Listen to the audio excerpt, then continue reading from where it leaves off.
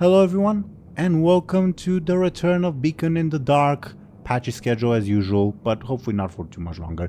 Last time, bunch of stuff happened, not really, but before we get into that, let's have the players introduce themselves and their characters.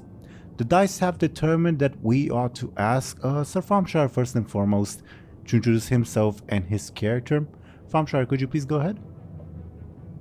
As always, I'll be playing as Benjamin Aaran, a guy with a sword underwater, having not so fun adventures where his friends have an overdose, and where we beat up stone pillars. Yeah. I think that might be the sweetest thing you've ever said about Lyri. Calling her a friend, I mean. But yeah, thank you very, very much, Thompshire. Then, according to the dice, we would have DoomGoblin, who has something updated about their character sheet. DoomGoblin, would you care to share with the audience what you have changed? If you don't have it on hand, I can share it with the audience on your behalf. Yeah, I do. I have it. I added a new stunt. Poison daggers. Once per game, I can poison a character, rounding down their defenses for the rest of the combat. So yeah, Bladebeard can poison someone and make them weaker when they're defending. Very powerful. Yeah, just in case we run into any Tauren chieftains, I hear that poison is very good against them. I've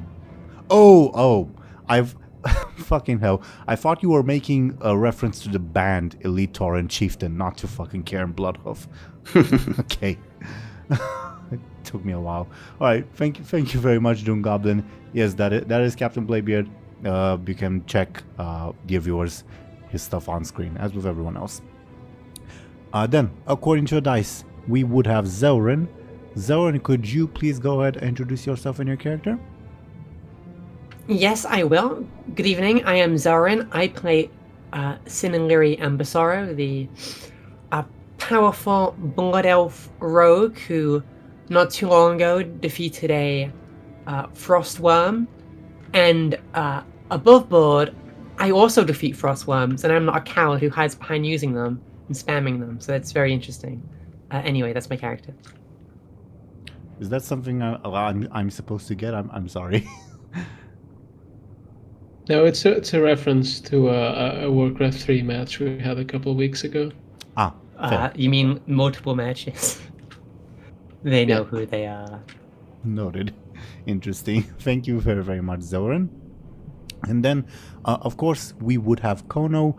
Khono, could you please go ahead and introduce yourself and your character? Yes, hello. I am Khono, playing Moed, the two-headed ogre, who has no record of beating frostworms, but I would say that I totally am a master of frostworms and obliterated a certain someone with said frostworms, but hey, who knows? Yeah, Moed's a pretty capable ogre with a lot of abilities as a warrior and shaman, and is pretty nice, unlike me. I'm mean. Well, at least half of Moed is nice. Anyway, thank you very, very much, Khono. So, we are gonna continue our sort of newfangled tradition of cycling the recap, portions of it among each other. We've sort of determined that, as usual, we're gonna go in alphabetical order. So, DoomGoblin, would you care to do the honors and begin reminding us about what happened last time and all that? Our heroes continue their efforts to dismantle their foes' network of fell obelisks, while also running into their own mishaps. Having finished destroying one obelisk and burying its guardian, the group was rejoined by the Naga slave master Gyr Ajam and the Tortolan that Captain Bladebeard has entrusted Blood's Passion for repairs. The dwarf retrieved his weapon and killed the Tortolan, storing the item in his beard bag. Indeed. Khono, you would be up? While no elemental lieutenant managed to achieve dominant, The group decided to continue their search for Sathravar's fell obelisks. They came across one close to a female Naga, Mazax, the Tamer, who was trying to catch a Fathom Dweller. Gur Azum informed the group that the leader of the Black Veil Naga has promised them rewards for returning some of their missing number, including Mazax.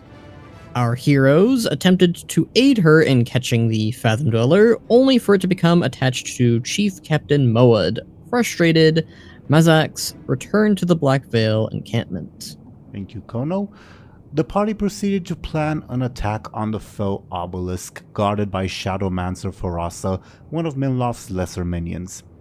After they snuck about in a house for about 20 minutes and Lyri Embersorrow nearly choked herself on conjured bread, Anastasia Dawnguard charged in.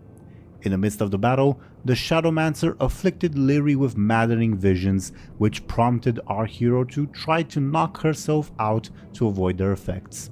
She decided to take one of Moad's sleeping pills, but accidentally overdosed and fell unconscious.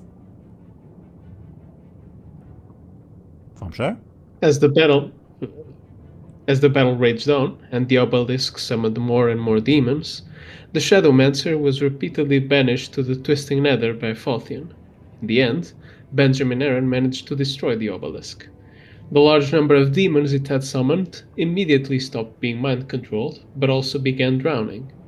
Bladebeard, seeing the dead one's souls floating towards the ziggurat of Minloth, decided against trying to eat them, and instead used his arcane madness. This, however, only resulted in one group of undead trolls establishing a direct link with the Shard of Loken inside our hero, whom they asked for aid in Minloth the Serpent's victory, though he refused. The group decided to stage a fighting retreat as the demons drowned. Meanwhile, Shadowmancer Farasa, is that it? Farasa? Yep. Returned from her banishment, proclaiming that Lord Archimand was her master now. She successfully banished the remaining demons while our heroes made their escape. Indeed. Thank you very much, everyone.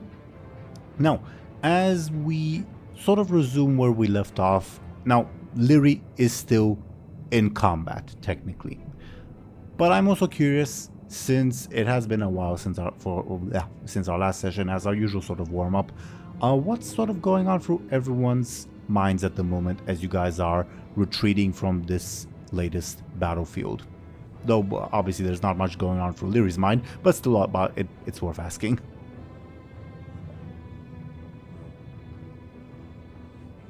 Anyone care to go? Or of course I can anoint one of you as like a metaphorical school teacher. Well, Bladebeard is happy that Bud finally sees Lyri for a monster she is, and is trying to kill her by poisoning her.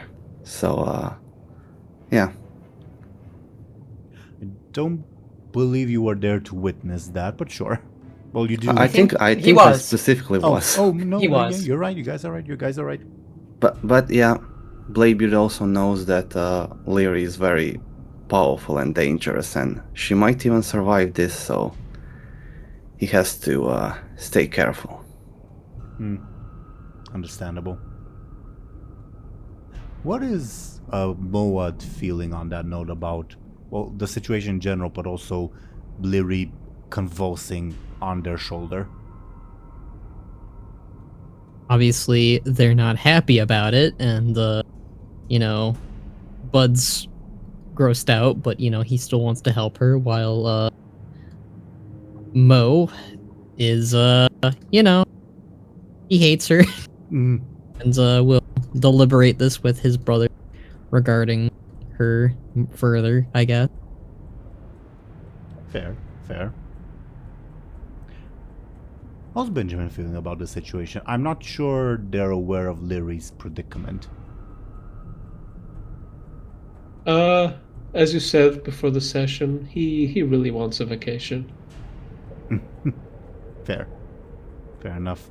It's dark, it's dank, there's demons everywhere, there's skeletons everywhere. This place sucks. It does.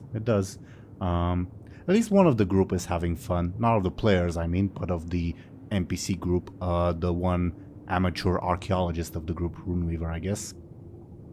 Zelryn, any thoughts to share? I know Lyri is not really conscious, but if you have any thoughts to share, feel free to.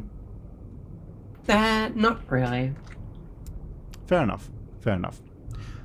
So, I guess we'll sort of rejoin the party just as you finish fleeing from the scene of battle with the Shadowmancer banishing the final demons.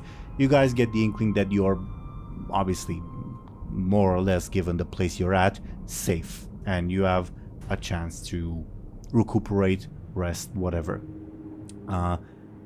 You all hear the loud shouting voice of Anastasia Dawnguard that says, "Who was it? Who was it that prevented me from finding my glory in that battle?" If you guys remember, you kept teleporting her away from danger, much to her chagrin. Well, ordering Castellan to do it anyway. Castellan, of course, will not reply. None of the NPCs will lead her. And it seems none of the players, so she'll just kick a rock in frustration and then clutch at her owie foot for doing so. "Is everyone alright?" asks Kyrie. "Everyone safe?" I am. As safe as you can be down here, anyways. Wood would, I guess, run over with Lyri in tow. You know, probably, yeah, the Mo would probably have her as using her own outfit to wipe off the vomit while doing so. Oh dear. Okay, we're back. Oh. Keeps puking. And Brother isn't too happy about it. she's shaking, says Kyrie. Yeah, she asked for one of my pills, and she's been doing that, so... And you gave it to her? Aren't they Meryl's pills? Yeah, but she asked for it. I figured it would help her. Voltian chuckles and says, "The heir to the Embersorrow bloodline dying of an overdose. Somehow fitting." So, We should could I start help her. digging? I mean, you could. Brother, we can't just have her die like that. No, Any healers in this party? Asks Kyrie. And definitely no, none of the NPCs are Didn't healers. Shallan have a spell to like empty someone's stomach? I don't think that would even help in this situation. I Do help I that- look like a have doctor? that- I don't know. The drug is in her blood. Maybe it's not Maybe- fully yet, and maybe we should get rid of it. I don't know. Do we have Have coal? you ever We been can on make her drugs? puke it out. Lyri, since we're still in combat, you go first, because you go first in the initiative order. Mm-hmm. What will you do? I will, I will try to make an advantage of not, dying. Which is the most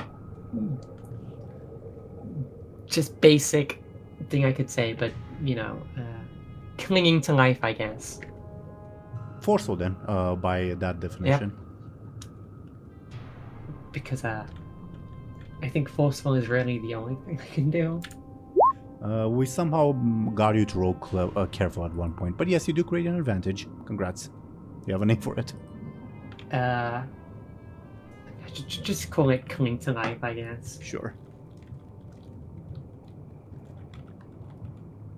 Meanwhile, in the outside world, as you guys are deliberating, the Naga slave master will say, "We do have an alchemist at our encampment. Perhaps she could help. Not she, he could help. But we are a bit of a ways from there." I can try to wake her up.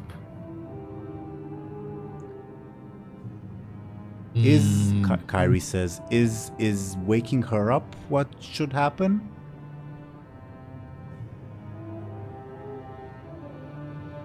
Probably not. I'm not. Again, I'm not the doctor. And Benjamin shrugs. I'm not an expert in Try and elven physiology. ask one of my ancestors, or you couldn't. Oh, come on, we gotta help her. We can't just. She puked on us. Yeah.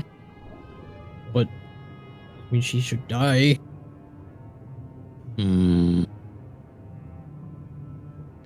Khono, if you want Moad to ask one of his ancestors, feel free to give me a clever with obviously your stunt applying. Yeah. This time I guess it would be more ask. Sure. A 6. Obviously, regardless of the role, an ancestor would appear. I don't believe we've established a healer ancestor yet.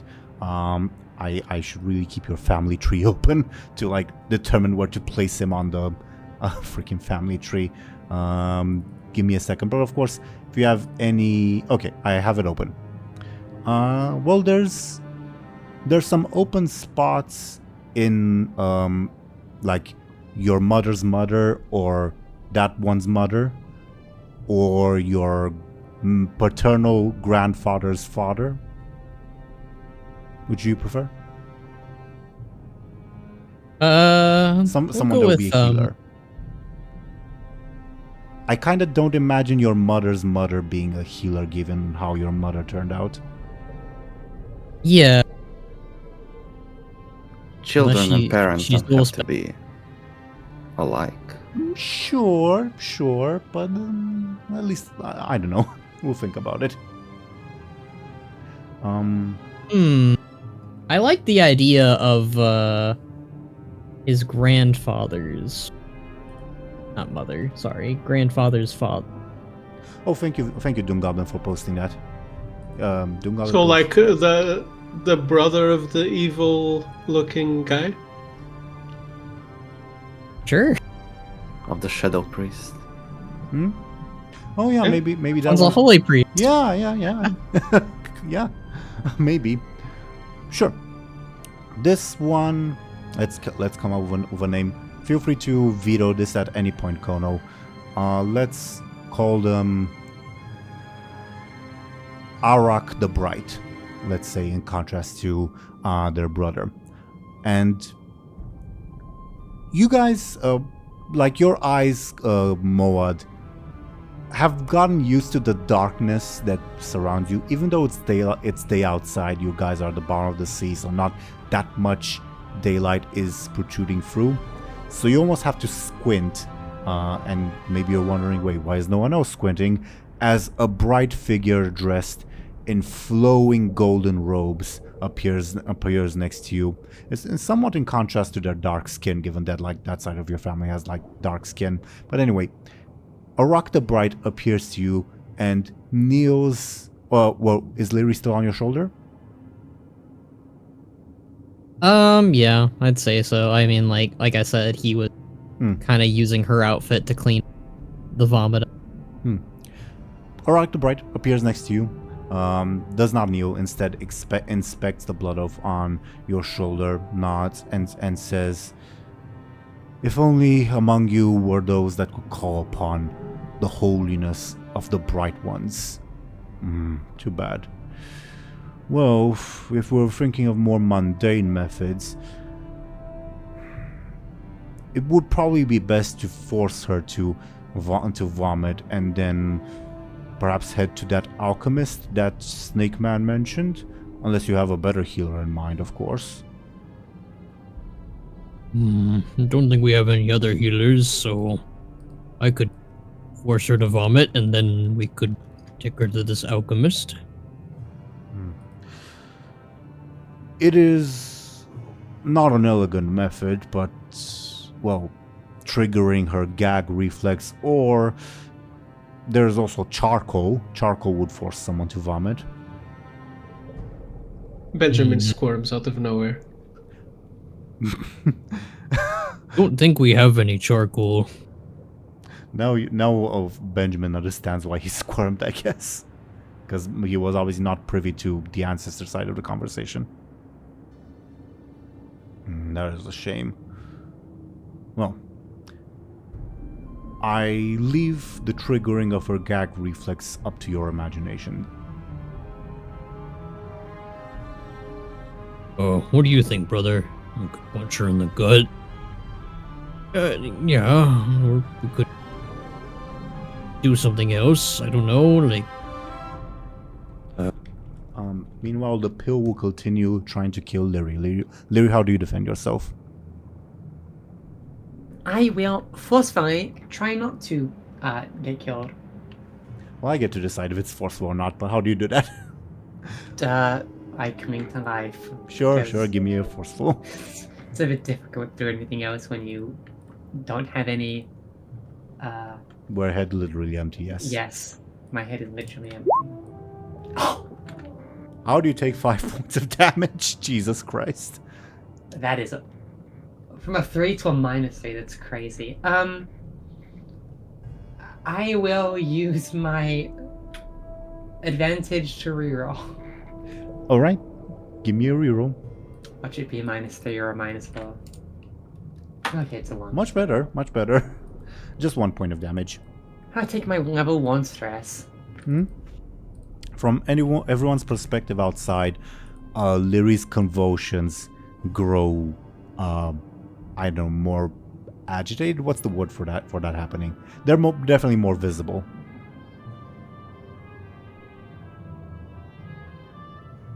Oed would move her away from his shoulder, obvious at this point, kind of letting her vomit more on the ground.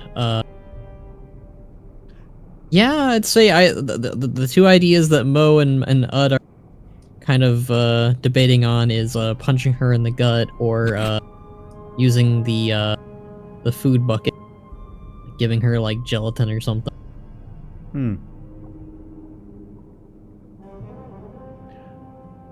Well, we'll continue with the narrative, but to sort of blend in the game mechanics, I suppose let's have it be Lyri's turn in combat next, followed by Moad, because at this point Moad has also gotten involved in the combat. Well, at least intends to. Make sense, everyone? Sure. So Lyri, your turn. But of course, everyone else, we can continue the narrative as this thing goes on. Sure, I'll keep my turn short since there's not much I can do. I'll do the same thing I did last time, trying to make an advantage. Give me your force, please. Not quite good enough. Neither bad nor good, but not good enough either way. Maud, it's now your turn in this combat.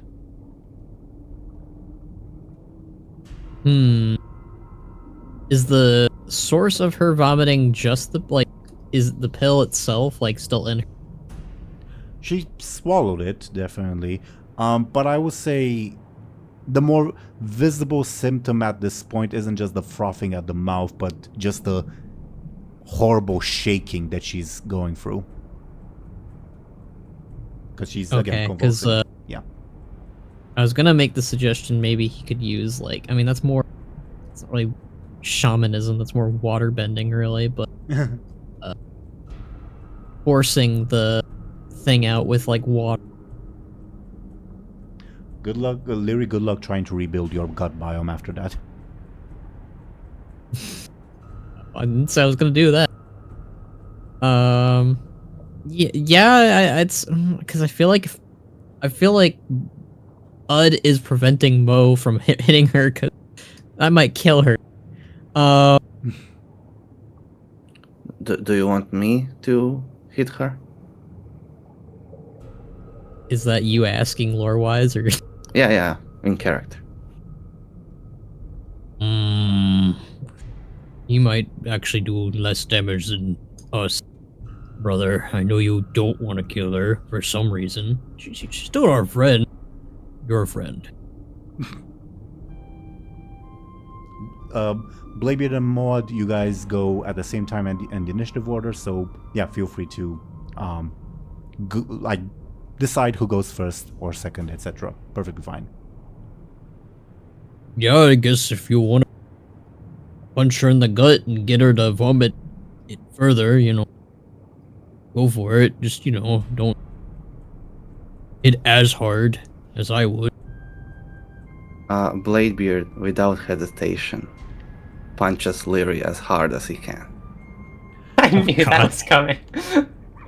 DoomGoblin, is this an attack against the pill or an attack against Lyri? Lyri. Makes sense. Ooh. I'm sorry, Lyri. It's fine. I knew it was coming, and it's funny. So It will be a forceful attack from Bladebeard. Lyri, how do you defend yourself? But of course, anyone feel free to intervene on Lyri's behalf to tank the blow. I would say I forgot. Kyrie provides you +2 to your defenses, so technically Zelryn, Lyri does not take that level 1 stress. I forgot about that. oh, okay. We always forget about the buffs anyway. It's fine. We do. So unless anyone is doing a to go Thompshire, get down Mr. President thing with Lyri, Lyri, you would be on the receiving end of that. How do you defend yourself? Well, I guess because my body's all convulsing and my muscles are convulsing, then maybe they kind of just happen to be tensed up at the moment, so that will slightly lessen how bad this is gonna hurt. Sounds careful or forceful, I guess. You get bonuses either way because Kyrie gives forceful, Kyrie and Kairos. Kairos. Yeah. I'll just go with forceful because it makes more sense to me. Sure, give me a forceful. That is a 1. It is a 1, so 5 points of damage coming your way.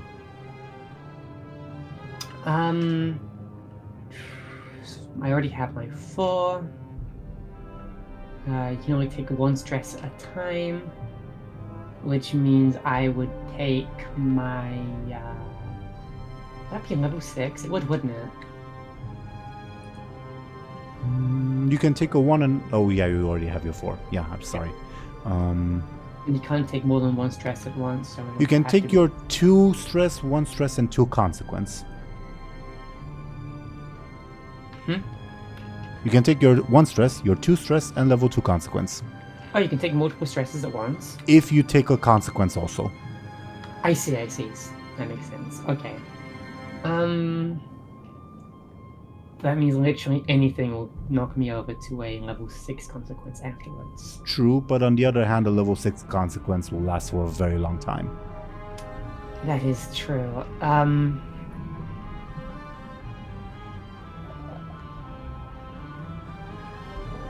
Okay, let's do it. I'll do my 1, 2, and 2. DoomGoblin, what is the level 2 consequence Bladebeard inflicted on Lyri? Tummy ache. Tummy ache. Makes sense.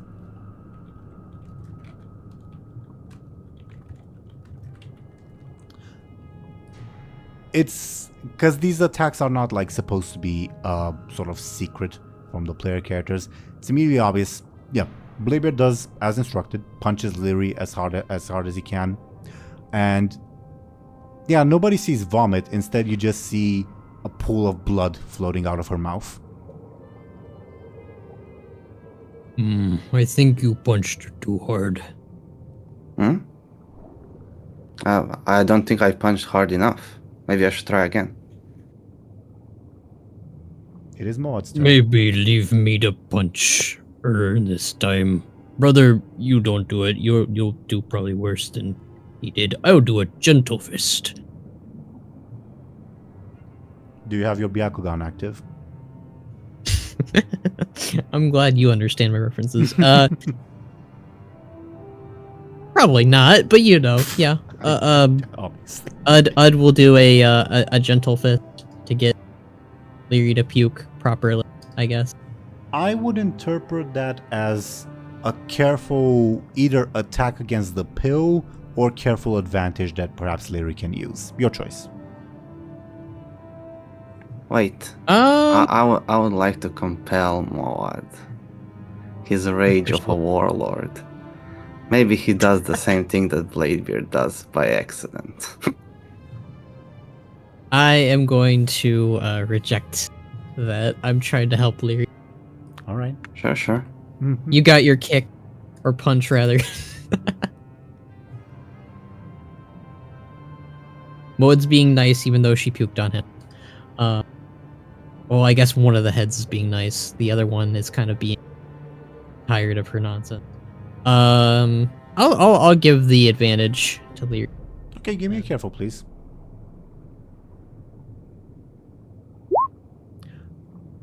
Yeah. You don't hurt her more, but neither do you help. You are like sort of in contrast with what Bladebeard just did. You're really afraid of putting too much strength into it to the point that your punch amounts to a light tap.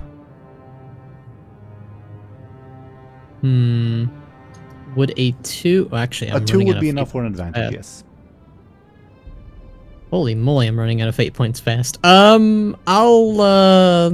use only one fate point. Yeah, I will use Shaman Novice. Moed is not as proficient at healing, but he will try to use the elemental of water to kind of mend her in a way, but in his own Moed way of punching. Yeah, makes sense to me. You're using that to improve your roll to a 2, correct? It's- Okay. Now here's an interesting thing. I don't believe that happens because of Benjamin's Wisdom Ball. The effect that the next spell to be cast will be countered. Damn. All right. Wait, Wow. would that work on teleportation stuff that we did last session? Not true. True. How do we solve that? Well, guess the situation just died. No, I think it still makes sense because the effect, the Wisdom Ball effect, happened like very late. I think. So, in terms of game mechanics, Also, what's up? the troll chick was Banishing them, right? banishing right. demons. Okay, so then the Wisdom Ball effect has happened before, as one of the banishments failed, and at least one demon actually died for realsies. Okay, so rolling back the clock, so to say. Yes, Maud, your fate point works in improving your roll, creating an advantage. Do you have a name for said advantage? Gentle Fist. Yep, sure. Gentle Fist.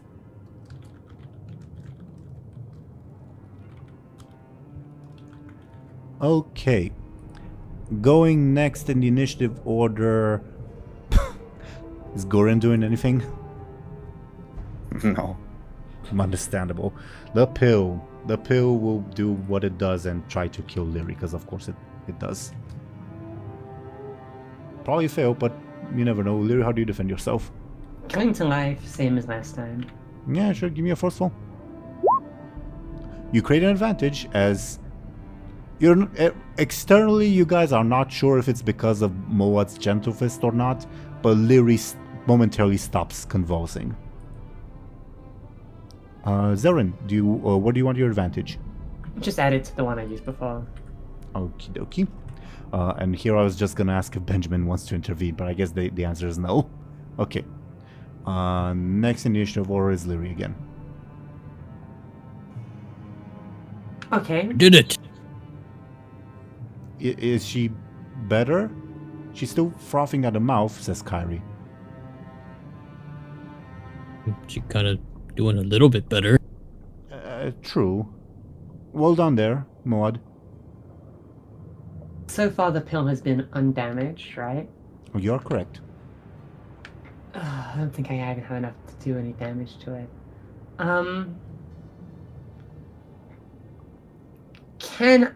Would it make sense for my crown to activate just because I'm close to death? Or would that be a bit crazy? To give me It some is not. advantages. It is not so. Oh, you're thinking of using your stunt. Yes. Well, if you're just gonna ask, like, if it were going to, like, organically activate, no. But if you're using your stunt, yep, you can use your stunt at any time. As obviously the reservoir of void energy within the crown, amplifies your own body almost unconsciously. To everyone, Zelryn, what was Lyri's skin color before passing out? I think it probably went purple when she passed out, I think. Sure. She is now glowing purple as voidy stuff flows from the crown, wisps of dark energy. Though it does not seem. Well, your mileage may vary, but it does not necessarily seem hostile. As yes, Zelryn, you can use the crown to give yourself a boost of energy. I think, yeah, if you wanted to create advantages, we can sum it up as 3 advantages. Okay. More clings to life, or do you want a different name for this one? Just throw it on clings to life, I think it makes sense. Okie dokie. And I don't want to add to the visual clutter or anything. You still have your turn. I will try to make another advantage. Alright. I'm assuming same methodology, so it'll be a forceful. No, on the contrary, Thompshire, Lyri used her crown to help herself. But yes, that gives you another charge with a 2. Next, well, I was gonna ask Thompshire, but you went BRB. Is Benjamin participating in this combat? No, he's not a doctor, so he's kind of just confused. Then Bladebeard and Moad, your turns. I think there's only one way to get the pill out. We need to open her up. My ancestor said we should take her to the alchemist now. Or try to. I think opening her up might kill her, which, you know. Well, the pill is killing her as well. We need to choose. Yeah, but I think if we open her up, that'll just kill her faster. Not if we close her up. I concur with Moad, unless she looks at Kairos and says, "Well, don't look at me. I'm not a healer by any means." No, but can you, if we go with the plan of opening her up, can you pause her other innards flowing out? I hope you're jesting, says Kairos. Then it's a bad idea, says Kyrie. There are no bad ideas. We are still planning this thing. Yeah, so that alchemist guy, what direction we going? It would be that way. The Naga points to the northwest. About 20 minutes march. I mean, if I use my jellyfish, will that be faster? The one you retrieved. Yes, you should be able to arrive there in about 2 minutes, but our encampment is guarded by, well, a maze of poisonous plants. You need me to guide you there. Through the maze, I mean.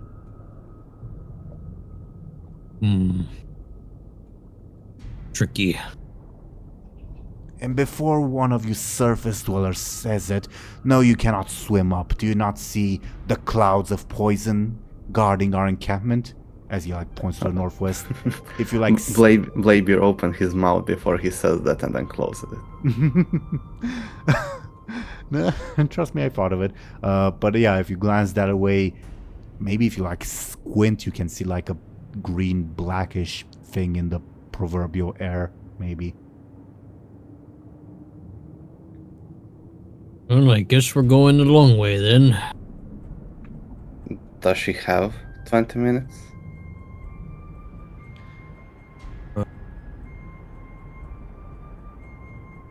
What do you think, brother?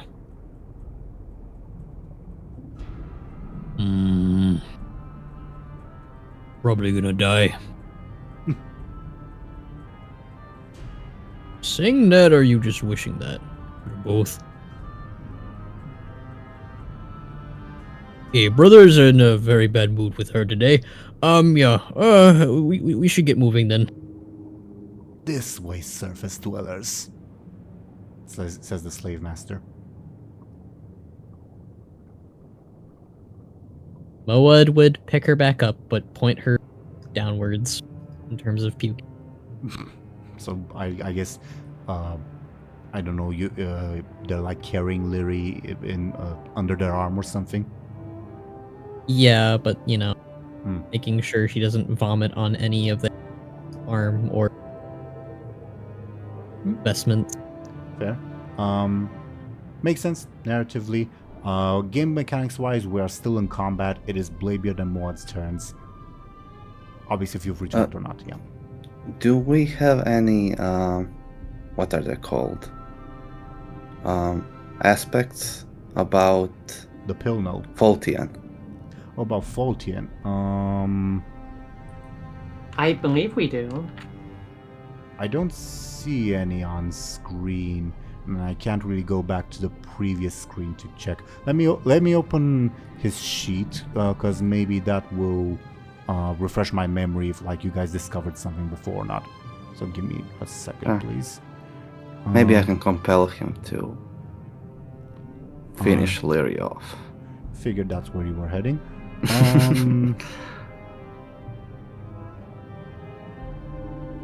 Not like I'm looking at his sheet right now. None of them seem familiar. Like I don't think you've discovered any of them. All right. What are the numbers I need to get?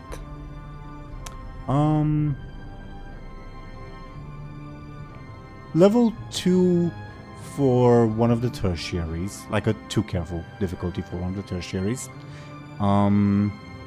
Also for the trouble. Level 4, I think, for the other tertiary, just because you don't know him that well. As for his high concept, well, Bladebeard, how much does Bladebeard know about this fellow? Nothing. He hates Lyri a bit. Sure, but remind me. Oh, like, he's a warlock, and works for the Burning Legion. I think all of those informations are known. True. To Bladebeard, though. I was more so wondering, like, if you remember meeting him, like during the like Netherstorm excursion. Probably not. Okay, then it'll be difficult. Because I don't remember at all. True. Then it'll be difficulty 6 for the high concept, just because it's it contains some terminology that Bladebeard will not really be aware of. All right, I'll roll. Let's see it. Not quite good enough. 0. What did you say? 2. I get for 0. Well, you need a 2 for the first tertiary or the trouble, 4 for the other tertiary, and 6 for the high concept.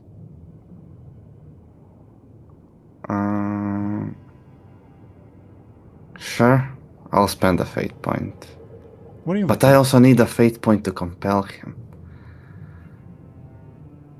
It's alright. I'll spend a fate point. I'll invoke.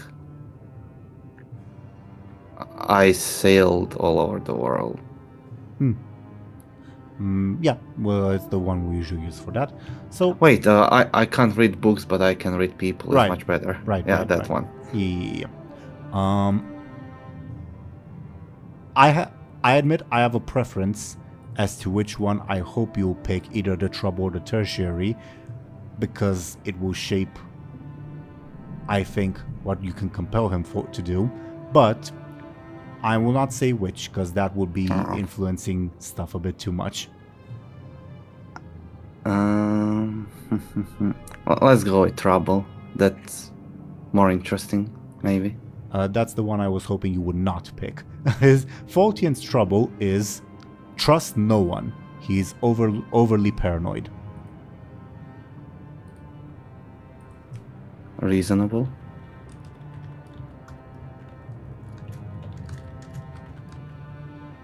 And you get a free invoke on it. Not for compels, but for combat or whatever. Oh, I can do it for free. No, you cannot compel him for free, but you can, like, invoke it in combat for free. Oh, alright. That's my turn. Yeah, true enough. Maud, your turn, as you guys are carrying Lyri over to the Black Veil encampment. Yeah, I'd say on Ud's side of the thing, he would still keep, not like, I guess just kind of like keeping his hand on Lyri's belly to kind of like make it less upset, I guess. Like a channeling of, he's trying. One of the heads is trying. Yeah, like for like an advantage for Lyri. Basically, if it fails, it fails. I'm not gonna do any more rerolls. I only have 1 fate point left. Can you give because I'm trying to think of what to ask you to roll. Can you walk me a bit more through like what you're doing, just so I can better get an image of what I should ask you to roll? He's trying to heal her with water elemental magic, basically. Like, I don't know how to exactly put it, but like I assume. In some way, the fluids would be salvageable. I don't know. I guess I'm leaning towards a clever advantage, based on this description. Okay.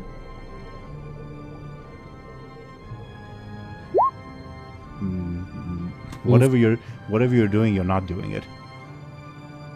No. At least he tried. He's not good at this. He doesn't really know healing magic that well. That's my perspective. Yeah, true. Understandable. I will say, again, since through the Ogre Mage ritual, knowledge of how to perform like shamanistic calls, because that's what shaman spells are called, calls has been ingrained in your mind. But it's one thing to know them and another thing to actually experience them, to be fair. Also, perhaps Maud is not a, if we're using like World of Warcraft terminology, perhaps he's not a resto shaman, I guess.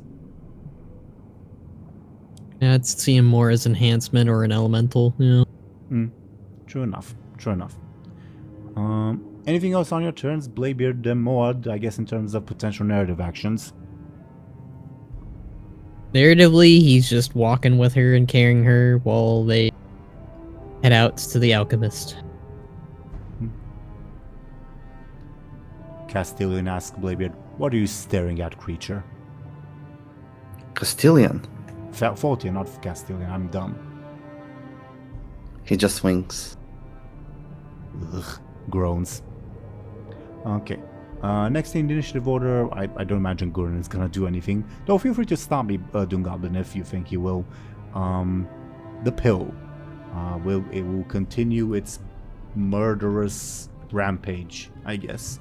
Zelryn, how does Lyri defend herself? I think I know the answer, but still. Yep, same as last time. Give me your forceful. It's actually a 2 with, yeah. I will spend a cling to life to make it even. Makes sense. The pill will get an advantage. The pill will get overdosed, I guess. Because, yeah. Ogre dose. Oh, you. Already ogre. She was overdosed by an ogre, so ogre dose. Thompshire, do you want the wisdom bolt to do anything? No, I think the wisdom ball might just kill Lyri at this point. So yes. Does a pogger face will kill him. Probably. Should I get Zemo? I mean, Go ahead. I was just saying that a ball of a headless guy pogging at you is very scary. Should I get Zemo involved? I'm kind of tempted to, though, to be a fucking waste to have it happen here if it happens. I mean, wasn't that like maybe since it's such a powerful frog, maybe it'll cleanse Lyri of the void? I don't know. You've convinced me. Okay. Let's see if Zemo gets involved. No. Okay. Top of the round. I don't think there's like any active abilities from the companions that can happen. So Benjamin, do you want to do anything? No. Lyri, it is your turn. I will try to make another advantage, considering I just lost one. Same as last time. Let's cut to the chase. Sure. You guys are aware, though, that in combat you need to beat the opponent, right? Yeah, but I'm kind of I don't trust myself to attack without giving it advantages, so I have to bank mine up. Also, I just realized there's another thing you can do. I guess I'll suggest that you can also concede the fight. How would do that you even- concede the fight to a pill that's killing you? Well, Just gonna go into a coma? yeah, probably. Instead of killing you, she'll probably be dropped into a coma or something, I guess. I'll consider that if I have literally no advantages left. Sure. All right. But I'm gonna have to bank these up. Then give me your forceful, please. Yeah. And the answer is no. It's fine, there's always next time. There is always next turn. Bladebeard and Moad. Moed would attempt to try and do the tummy ache thingy again. Cute. Give me a clever. Yeah, you create the advantage. Do you want to create a new, to like charge up your gentle fist, or create a new one? What do you think? I'd say gentle fist still works. Noted. Anything on Bladebeard's turn? I'll try to learn the other advantage. Aspect of Voltian? Sure, give me a careful, please. Aspect, yes. Mm-hmm. Yeah, you can learn it if you want. Yeah. His other advantage, not advantage, fucking hell, I'm an idiot too. Sorry, I didn't mean it. I didn't mean that, DoomGoblin. His other aspect, his other one of these tertiaries, is related to the nature of his magics. Above board, he's not a warlock, he's technically a nethermancer. And his tertiary is the chaos of the nether.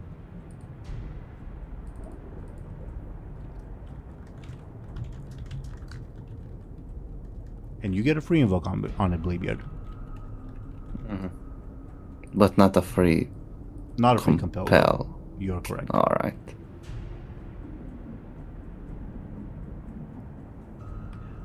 Anything else on your turns, Bladebeard and Mod? No. I don't think so. Sure. Dunga, again, feel free to stop me if Gurren does anything, but otherwise the pill will resume its rampage, I guess. Oh, that's a good one. Zelryn, how does Lyri defend herself? The usual? Yep, the usual. Just let's keep this quick and snappy. Sure, give me a forceful. Yeah, well, even if it was a 1, but you still get a free, you get an advantage. One more cling to life. Oh yeah, because of defense, of course. Yes, please, one more thing to life. Okie dokie. Thompshire, do you want the wisdom bow to do anything? I'll kind of just stare at it and kind of motion my head towards Lyri. Is that a yes? I'll It's a let yes, the orc no decide response. what that is. Sure. Flame strike. I'll roll a d2. A 1 is yes, a 2 is no. No, does not get your hint.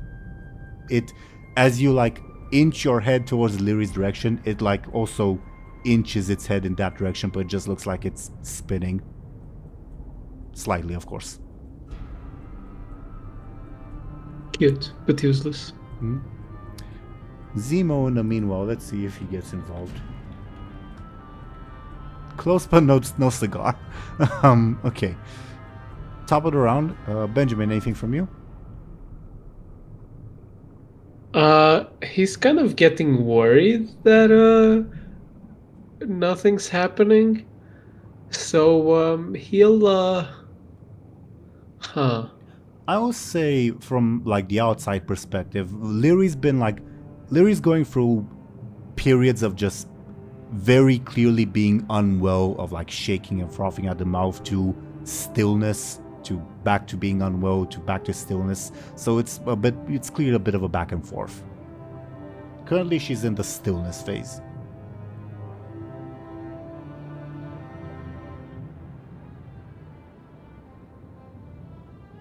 So yeah, Benjamin kind of stares at this like back and forth and just decides to try to help out any way he can. So it's an assist. Sure, I guess we'll define it further when the roll comes up, I guess. Bladebeard and Moad, anything? Well, not Bladebeard and Moad, sorry. Lyri, your turn. The usual? Yep, usual advantage. Let's get this stash up. We're almost there. I think I can get my good attacking soon. You give So me a let's first. Yeah, roll sure. the dice one more time. Yeah. The pill gets an advantage as I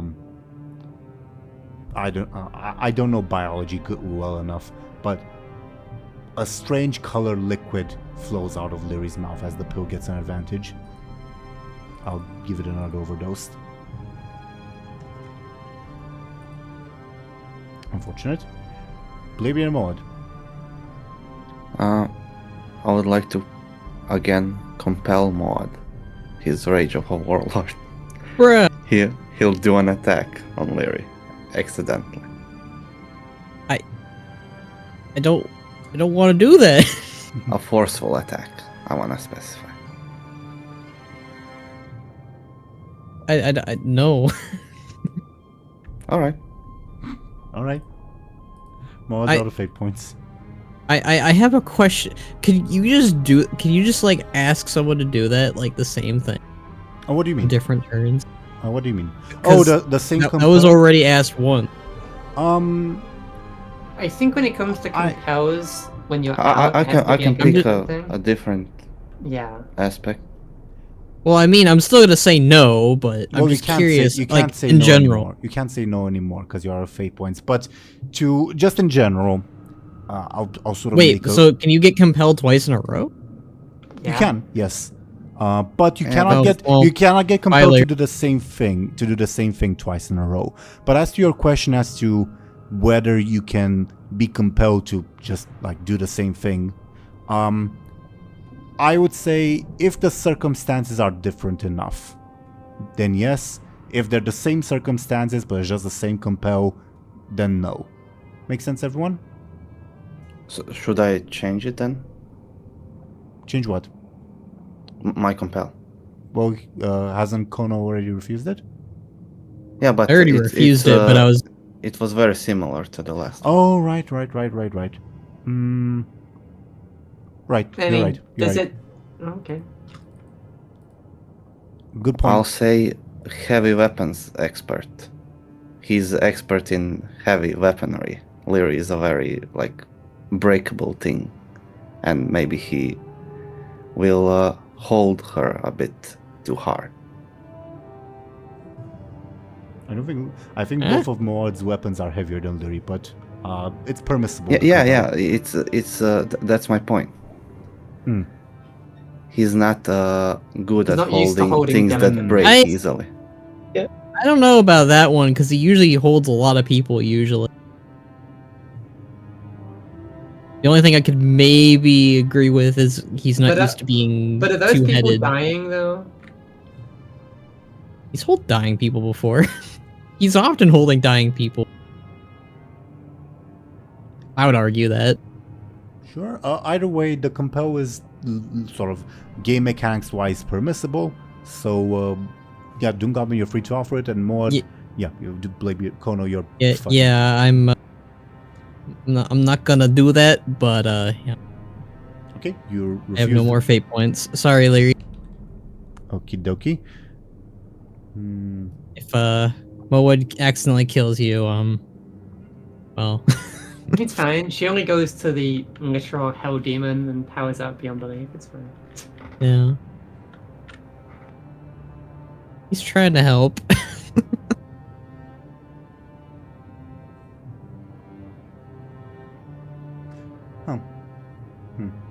Do compels take up a turn? I don't think they did. No, they don't. You can also compel someone when it's not their turn. Like technically at the moment it's Bladebeard and Maud's turns, but Zelryn and Thompshire you can compel anyone. Yeah, it doesn't even have to be Bladebeard or Maud. Yeah.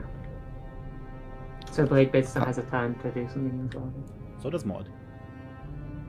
True. I'll try to discover Kairos' aspects. Interesting. Let me find his sheet. Unrelated to what's happening, just I think he's an interesting character and it would be fun to have his. Do we have anything about him? What possibilities await? Yes, you have that one. I think you also discovered it before.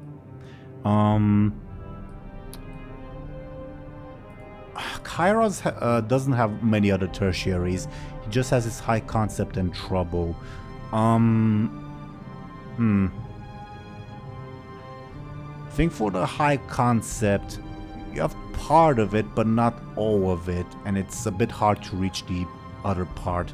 So I'm gonna compromise and say difficulty 4 for the high concept. As for the trouble, he hasn't displayed it that much, funnily enough. So I guess it's technically a 6, because you haven't known him for that long, so he really hasn't displayed it that much, other than in like very subtle ways. So impossible without spending stuff. Yes. Yeah. All right, sure. I'll roll and we'll see. Let's see. Not good enough. 1, which if I add, no, I need to add 3 points to get. Sure. Next turn. I think one of us should whisper to Kairos not to trust Garrosh and see what happens. Watch your back. To quote the rogue hero from Hearthstone. Sanguinar, yes. Yeah. Lyri. What an odd character that is. At least I don't know if there's like new stuff about her. Anyway, anything else on your turn? Nope. For the sake of the story, you inspect Kairos with the intent of maybe I should find some more stuff about him, and then you kind of forgot what you were gonna do. Oh, never mind. Does he have anything interesting on his person? On his person, very exotic looking robes. Obviously Pandaria is a very new thing, so you're not super aware of the like materials that come from there. So yeah, some very exotic looking robes. Kind of looks like priest robes. It does. For some reason. Kind of reminds you of that, yes. Alright. If nothing else, but feel free to interrupt me, DoomGoblin, if there is. It would be Moad's turn. Moad would go for another gentle tummy ache fist. Adorable. Give me your clever, please. Yep, sufficient for one charge. Do you want another charge on Gentle Fist? Yeah. Okie dokie. I see that Thompshire you've been like lighting up a few times. Do you want to say anything, and is your microphone muted, or is it just like a glitch thing? No, I was just trying to copy something and I keep forgetting that control is my push to talk button. Makes sense. Sorry about that. Okay. Anything else on your turn, Maud? I don't think so. I will say, at the very least, the more you do it, the more, like, the knowledge that was forcefully implanted in your head becomes not second nature, but like becomes more familiar to you. Like, yeah, again, you had the like abstract notion of how to call upon the element of water for aid, but now as you do it more and more, it becomes more natural. And can I get a clever from you? Yes. And the conclusion will have to wait for another time, unfortunately, with that roll. I'm sorry. Okay. Alright. DoomGoblin, feel free to stop me if there's anything else from Gurren, but otherwise the pill will continue pilling. Zelryn, feel free to do Lyri's thing if you want. I will do Lyri's thing. It's a 4 with the bonus from Kyrie, so you get an advantage. Okay, I'll put that to cling to life. Mm-hmm. Thompshire, do you want anything from the Wondrous Wisdom Ball? I'll just say, come on, just do something. Let's see if it does something. Flame strike, flame strike. An 11 is, I believe, let me open that. Why do I always keep forgetting to close it? 11 is... Yes, you should do that. It says to you. Benjamin blinks a couple times. It smiles proudly. Okay, let's see if Zemo does something. It almost seems like a waste. No. Okay. Top of the round. Benjamin, anything from you? I'll keep assisting Bud as I was before.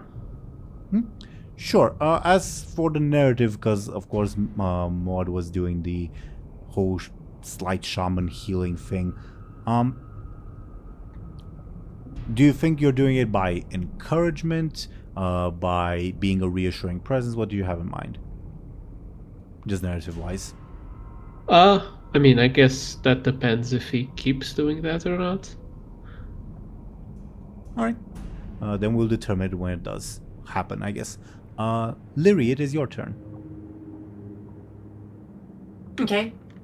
I will do this usual. Yes. I only have, what, like 7 advantages? Sure. Give me your force, please. Okay. The usual means nothing happens in this case.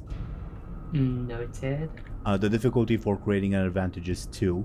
I will say, if you, because this has happened before, if you get to a -1, the pill gets an advantage.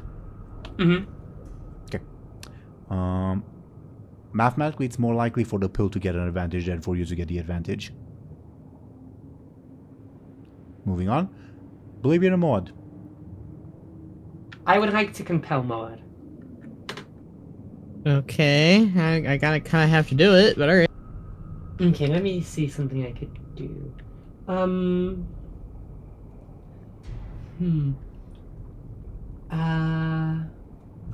Let's see, we have Rage of a Warlord, Shipbuilder, Shaman, Novice. I think I want to compel Shaman and Novice. Moed is not used to using these Shaman spells yet. Of course, they know of the Shaman spells, but hasn't really put all of them into practice yet, of course. So, seeing that Lyri is not improving, Moed will accidentally do the spell a bit too hard and attack Lyri. Okay, I kind of have to do it, so... How do you do healing too hard? Well, isn't he doing it with water or something? Yep. Yeah, he's doing it with water. And we're surrounded by water. I don't know, like Like the You the get water, healed too much the and water turn into a- pressure is doing something funky. I don't know. I would sort of assume, this is just my interpretation. Zelryn and Khono, feel free to disagree. But I'm thinking that so far Moad has been doing like subtle calls to the element of water, perhaps more indecisive ones like, can you please do something, honorable element, etc. And per this compel, it would be a perhaps more frantic, do something, anything, please honor the element of water. Like more insistent, more forceful, yes. Moad summons Neptulon. Kills Lyri. That's a bit Okay. beyond your power level, I think. No, but that's just where my brain went when Thompshire said Neptulon wax Lyri. No. Moad is obligated to accept the compel, but the suggestion that I provided is just that, a suggestion. I think it works. Yeah, I mean, my brain kind of went into the direction of either he accidentally like freezes her or something, but that works too. I mean, freezing her might not be such a bad thing. Since this is Fantasyland and freezing you apparently doesn't just kill you. I mean, I was picturing more like ice spikes, but sure. I wasn't really sure what, Lyri... It's Lyri's compel, so, whatever she thinks the water does, it's gonna do that, I guess. I guess then the final call is Zelryn's per... I accepted your suggestion. Okay. So it's more so Moa desperately pleading to the element of water to the point of using it in excess to try to cure Lyri, which obviously would more so lean towards doing her harm. Mm-hmm. Which I guess would be a forceful attack. Yeah, because you're not being careful, so yeah, it would be a forceful attack. Wait, that's actually a lot of damage. Wait, so so I should roll forceful then? Per what we've discussed, yeah, I guess so. I lucky forgot your forceful was a +5. You are also assisted by Benjamin. True. It's true. Uh, Oh god. This is... I don't know why you did this, but okay. Well, Why is it you make Bud look bad? I'm trying to help you. To be I fair, didn't realize your forceful was so high. to be fair, also if like Moad knocks Lyri out, it's Moad that imposes concessions upon Lyri, not the pill. Though I guess it was his pill, but... though it does mean that the pill is still in Lyri's system, undefeated. For fuck's sake. But if we leave the scene, I'll lose all my advantages. True. So yeah, the attack has been made. Zelryn, how do you defend yourself? I'm assuming, Maud, you're not using the spare blade of the servitor, the like gigantic blade. No! He hasn't got that effect a single time. Let him do it, please. Hold on, let me pull this out. I'm gonna heal her with it. He's had that thing for like 2 years and it's not gone off a single time. Well, this is the one time that it would have gone off. That's why I'm asking. I know. So I'm like, can we? It is a little fun. I think hasn't it gone off one time? I swear it did. yeah, I think it does. It's gone off in defenses, I think, before.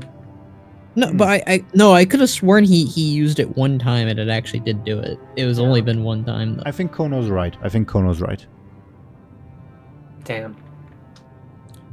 Anyway. This is the second time it's done it though. Anyway, Zelryn, how does Lyri defend herself? Same as with Bladebeard. Her body is kind of tensing up and relaxing the muscles kind of at random, so maybe the muscles are nice and tense right now, and that'll lessen the blow, I guess. Careful or forceful, which is the exact same thing. That is a 1. It is a 1. 3 damage coming your way. Oof. 4. 4, yeah. 4, you're right. There was an Right. assist. Good point. Not that it changes much, but yes, good point. Okay, so that'll be... Can I use... No, I can't use Gentle Fist because that makes no sense. I used 2 of my Cling to Lives. Okay. I mean, you could. I was gonna say you could argue Gentle Fist from previous works, but oh, The No, first but it's kind of difficult to justify that when you're the one attacking. as bizarre as it sounds, it's permissible. The only thing is, Khono has to agree to lend you the advantages. And yes, this is the first time I've ever heard of, like, the attacker saying, hey, to defend yourself from my attack, use my own advantages. This is the first time I've ever heard of something like that, but it is permissible. Can we do it just for the sake of it being a special thing? Just for the I achievement. literally. I mean, I want you to not die, and Bud to be the one who didn't kill you. So, you know, Okay. I created the advantages for a reason. I will use 2 Gentle Fists to negate damage. Sure. As for the narrative, obviously Lyri more or less goes unharmed. And What's up? doesn't Khono get an advantage Why since it's a tie? is it a tie? I have With my a... assist, Oh, it's for 5, because it's a 5. 5. It's a 5, right? It's a Yeah, 5 to... then yes. Yeah. Thank you. I forgot Well, about if the it's assist. my advantage, can I just give it to Gentle Fist, even though it's a Yeah. mistakable Gentle Fist? Yeah. Okay. So end result. I'm giving it another. Yeah. End result of all that, Moad is down 1 advantage, and that's it. Better than I mean, he has a new fate point now. true. Also that. In terms of narrative, as Moad, you plead to the element of water. It's also perhaps a bit of a lesson for you that the elements are responding to the shaman's own emotions, as the water also begins acting recklessly in an attempt to cure Lyri, and I guess you just feel her insides rumble chaotically, though she's unharmed. But it is perhaps a lesson in the future for you, Moad, that when in the future you call upon the elements to be perhaps of a calm mind, otherwise they might be influenced by your own emotions. Make sense? Yes. Okie dokie. Oh. Did not mean to do that. Bladebeard, have you had your turn? Is that you, brother? Oh no, sorry.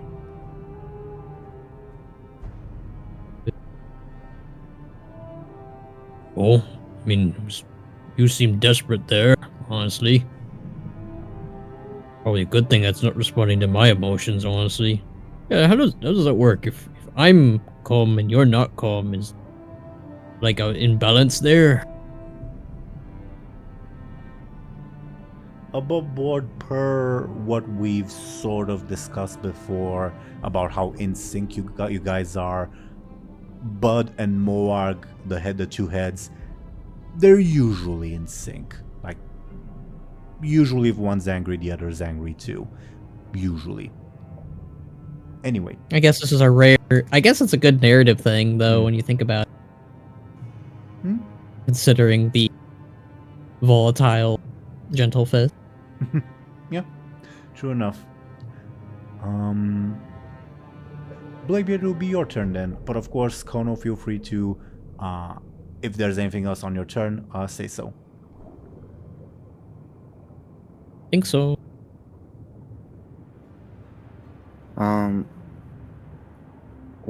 Do we see any kind of creatures around us as we are traveling? Give me a careful, please.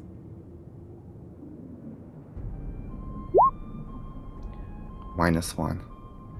Nope, not at all. You Nope. you keep thinking back of how, like, you thought, oh yeah, it was a good idea to eat those souls, and you keep thinking, what does a soul taste like? Maybe I should try that sometime. With that roll. Maybe. I mean, the dagger really likes to eat souls, so they're probably good. True.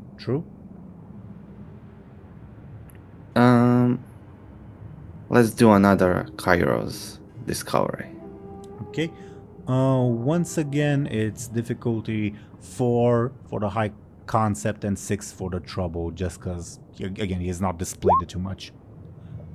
For -2, I think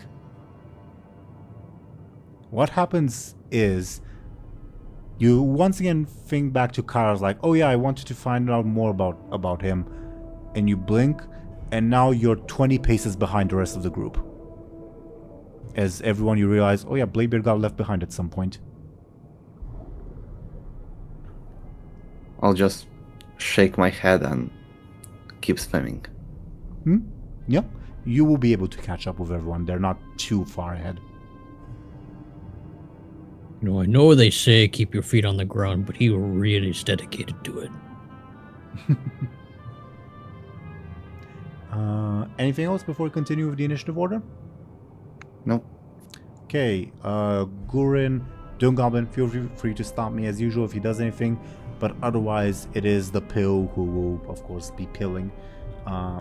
Zelryn, are you doing the usual? Yep. Let's see it. Oh, so I gotta get a roll. Oh, it's a terrible roll. It is a terrible roll. It's 4 damage. I would honestly recommend re-rolling instead of improving. Yeah, I'll use a gentle fist to reroll. Okay, let's see it. Let's say Oof. 0. Ouch. While you deliberate, spend while you- another yeah. gentle fist to reroll again. Sure. Give me a reroll. Better. That's a tie. That's true. Because, again, it's not conscious, but it's an entity that will act. I guess it will use one of its advantages to deal 2 damage to you, because it's what it's trying to do. I will spend a cling to life to negate that. Okay. Moving us back to a tie, meaning it gets an advantage. Yep. Indeed. I'm going to take a drink of water. While I do that, Thompshire, do you want the Wisdom Bolt to do anything? And if the answer is yes, can you roll a d30 for me while I take a drink of water, please? Sure. Sorry about that. Okay, with a 5, it does nothing. As you, I don't know the indicator of what you wanted it to do, but it replies by ignoring you. Oof. Lovely. Okay. Next, let's see if Zemo activates. Oh, it'll be something, wouldn't it? He does not. Didn't he get the 54 last time? No, he got a 52 last time. Close. But, yeah. Okay. Top of the round, Benjamin, do you want to do anything? Yes, I do. Sorry, go ahead. I was gonna say, you are getting closer to the Black Veil encampment. A couple more rounds, not a couple more, but like several more rounds, and you'll arrive. Make sense? Yeah. So to reiterate, the pill is still inside Lyri, right? Definitely. Could I use my keen eye stunt to pull like some pressure point bullshit, where I like figure out a spot to poke Lyri and she spits it out. Sure. Yeah. Yeah. I would interpret that as a careful attack against the pill with, I guess, a +8 bonus. So, Okay. Let's see it. oh, okay. That's good. It also got a good one. But nevertheless, 8 is enough to destroy it, because this is just the pill. It doesn't have like the full range of consequences and such. Wait, what? What? I won. Yeah. It doesn't have like 18 hit points? No, it just has 3 stress boxes in total, and this would be the 3rd. What? Okay. It's just a pill. It's Our greatest enemy. Is that why you It's were... been plaguing us for a session and a half. Zoran, is that why you were saving up advantages? Because you thought it had the whole range of things? No, Fair. definitely not. Fair. Okay. Thompshire, you have defeated the pill. You impose whatever you want upon it. You have completely dominated it. It is at your mercy.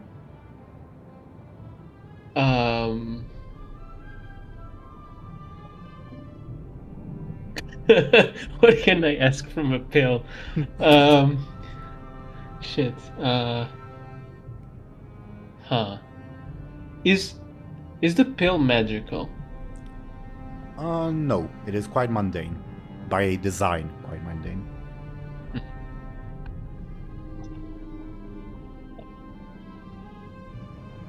Yeah, I guess it vanishes for good. Vanishes for good. Yeah. You... Sorry about that. I would say it's probably been at least partially digested by this point. So when you do your not kung fu, whatever, magic, jabbing... Not magic. Just some magic in the metaphorical Chinese sense. pressure point, whatever thing. Yeah, I was saying magic in the metaphorical sense, not in the literal sense. But yeah, you do your thing.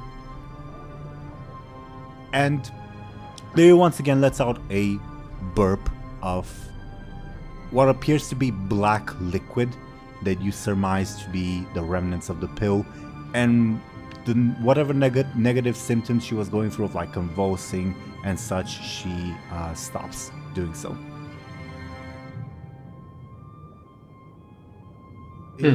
What did you do? says Kyrie. I poked her. You poked her. Yeah. Can you show me that again at some point? Sure. I would say Moad as like an additional sign that sort of all is well. Lyri, of course, felt very tense as you were holding her. Now her body, like not let's say visibly, but yeah, it relaxes. You can quite feel her like muscles relax in your holding her. Oh, good job, Benjamin. It seemed to work. Yeah, better than whatever you were doing. Hey, I was trying. It almost blew up in our faces, or her face. I would say the NPCs for the most part are staring stunned, because that's a very exotic way of dealing with it. Zhaoqi says, who was your master? Asking Benjamin. I think my dad mentioned learning it somewhere. I always thought it was kind of stupid, but I guess it works. Well, I have heard. Have you ever heard your father mention the name Stormstout? Would I? Sure, give me a careful. Let's see. Yeah, you have some vague memory at some point of your father meeting like a talking bear or something. A talking beer? Bear. I know, I said that in character. No, Stormstout. He's a legendary Pandaren. He comes from a place called the Wandering Isle. I've never been, but well, he has come to where I am from, Pandaria, and he just told me that he's one of the rare of those among our people that wander the world. I was quite frankly inspired by his example, and that's why I'm here. Wait, did he like invent Brewfest, my favorite holiday? Yes, I did. So he has traveled in your lands before, it seems. I heard some stories. I don't know. Brewfest is mostly just for drinking, so not really interested in history, but I guess that's him. What does he has to do with pills? Well, your companion's movements reminded me of, the ways of our monks. Our monks' combat style, that is. And the first thought that came to mind was, well, what monks would have been traveling the world before? Well, I assume you haven't learned that recently. I mean, not really, no. The muscle memory, really. Fascinating. Who liked the sausage eating contest? Could be really good at that now, actually.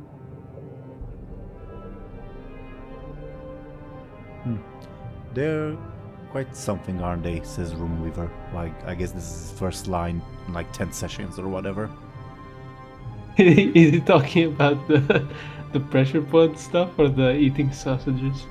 You're not sure. Hmm. Oh, you're still here? I've always been here. Anastasia says, my favorite part about Brewfest is whenever the Dark Irons invade and I save the day. Do they still do that? Aren't they like part of the Alliance? Above board, I think in Mr. Pandaria they do still do that, don't they? I think, right? I don't know. They only recently stopped. Well, there you go. Runeweaver will say, I don't believe they're entirely united.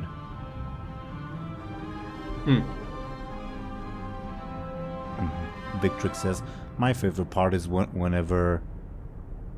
I know Vojan says the speech for the Horde, but who does it for the Alliance? I genuinely don't know. Mechatork? Mechatork, okay.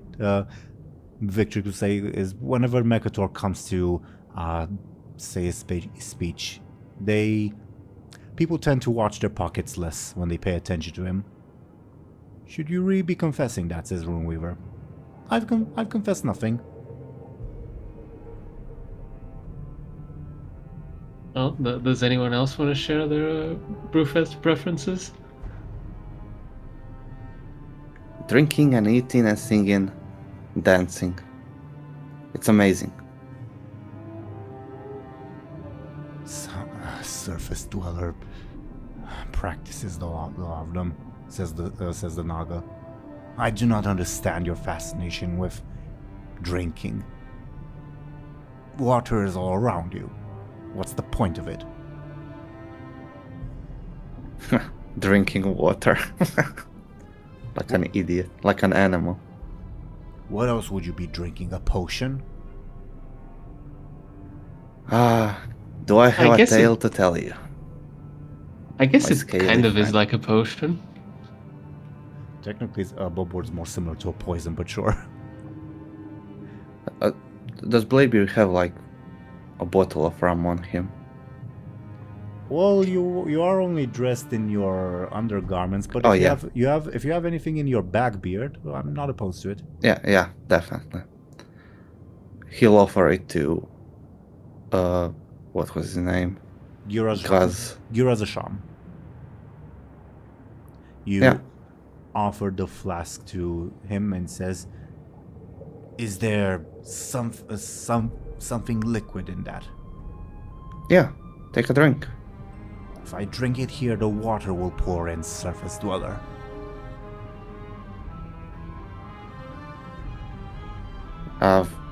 So what? It will be a bit watered, but still, drink more. Shouldn't you make a bubble or something? Girazasham looks at everyone else to like determine like, is this safe to drink? Benjamin will shrug. Kyrie gives him a thumbs up because she's above board, academically curious of the effects of a Naga drinking alcohol. Wait, are you an adult? What are you implying, surface dweller? Do you see me as some sort of hatchling? I will have you know, I have fought alongside our sorcerers for the past 300 years. I have sacked Darnassian settlements. I have burnt down human ships. I have drowned dwarven sailors. Should you be Dwarven confessing to sailor. this? I am proud of my accomplishments. Can you say the same? I? He was addressing Benjamin. Benjamin once again shrugs. He grabs the flask from Bladebeard's outstretched hand, if it still is outstretched, and would down it. Let's see what that entails, I guess. Pretty bad. Okay. He downs it and says, ugh. What was the drink? Above board? Let's say rum. Rum.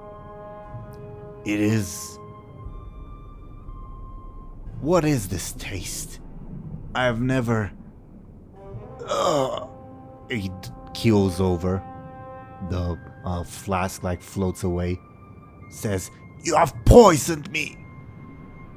It's not poison. It's alcohol. It is... Why are there more of you? Ah, that one's a classic. Don't worry, just lead us to the complicated and dangerous labyrinth. I will...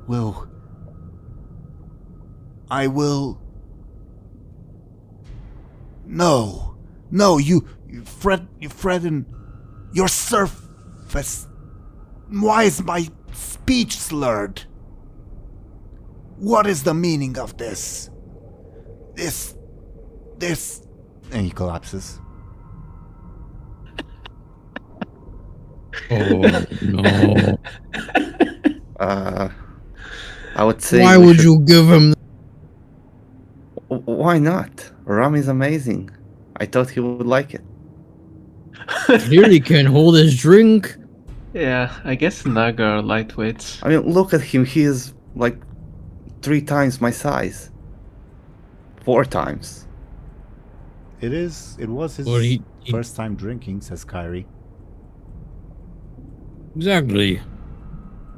Like drinking with goblins. Tiny little folk. Oh, there are some goblins that can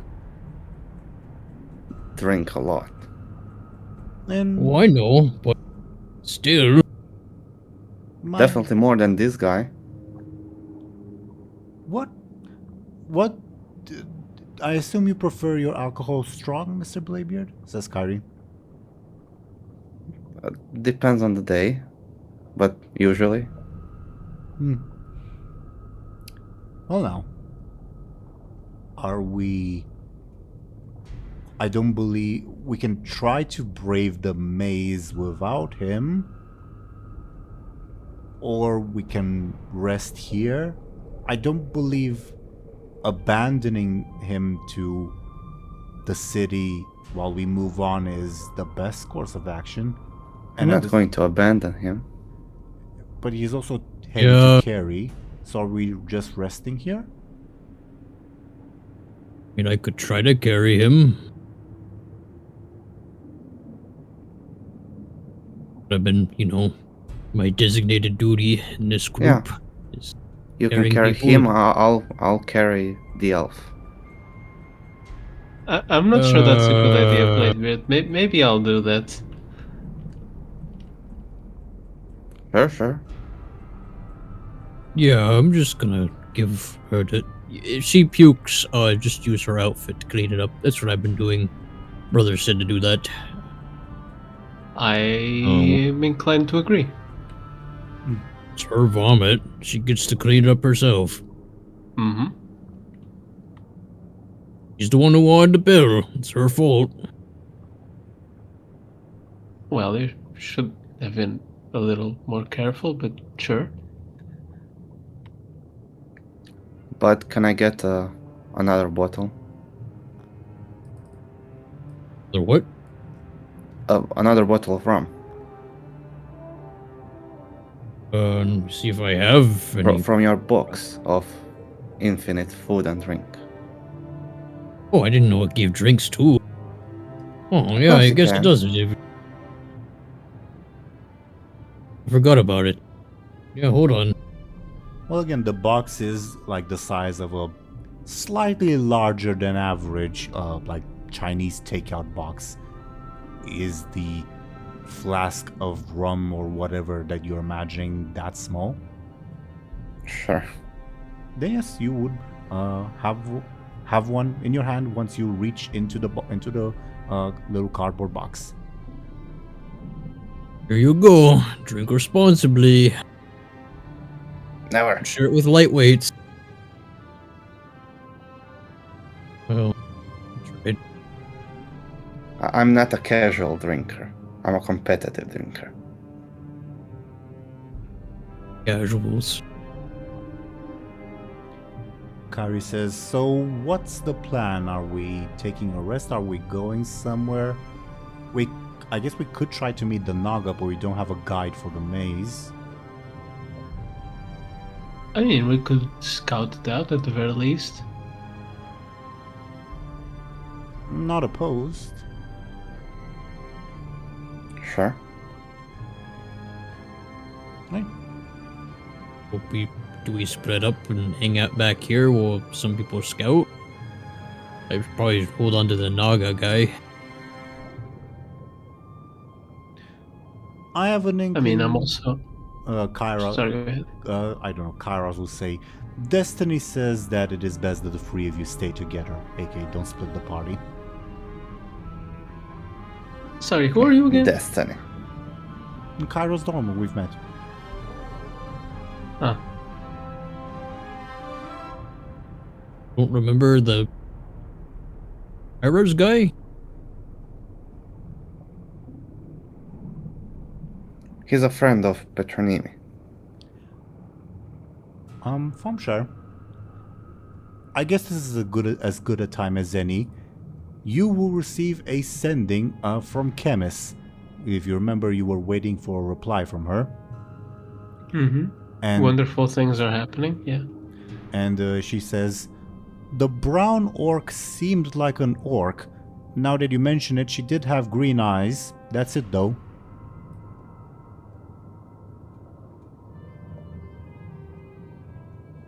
I bet you've forgotten the context of that.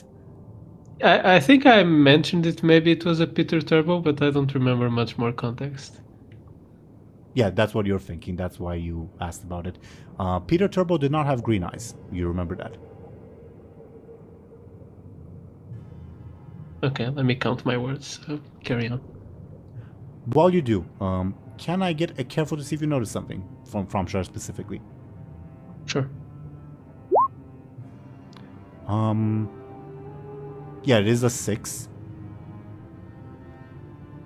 Yeah, there you have. Let me check something real quick. There's someone right in front of you that also has green eyes. The very person you were addressing.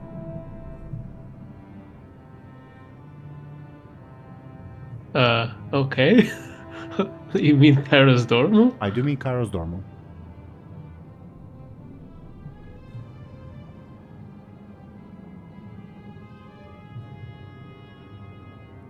Also faulty.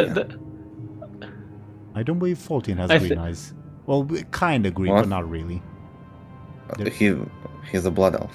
Yeah, but if you look at his token, they're kind of silvery almost. Silver? At least maybe I'm colorblind. I don't know. I'll put Faultian's token on screen bigger. I mean, at least the distinction I made when I made the evil elves is that instead of the regularish green, I guess tend it to is give green. Yeah. I tend to give this fellish green, which is a little more yellowish. True. That's kind of the distinction I made. Anyways, where was I? I mean, what can Benjamin realistically do with that? It's just looking at a guy. Oh yeah, he has green eyes.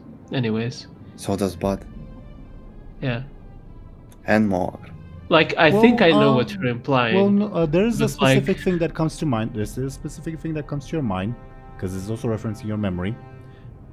You remember when you were in the chess dream thingy, that the opponent that you now suspect to be Kairos winked at you. And you also remember from Chemist's retelling that the green-eyed orc winked at her. Okay. So that's something I connect from this roll. I believe so. Now I have to think even more.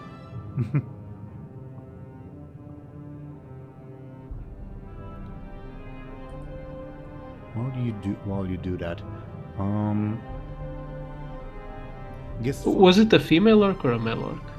a female orc, according to Chemist at least.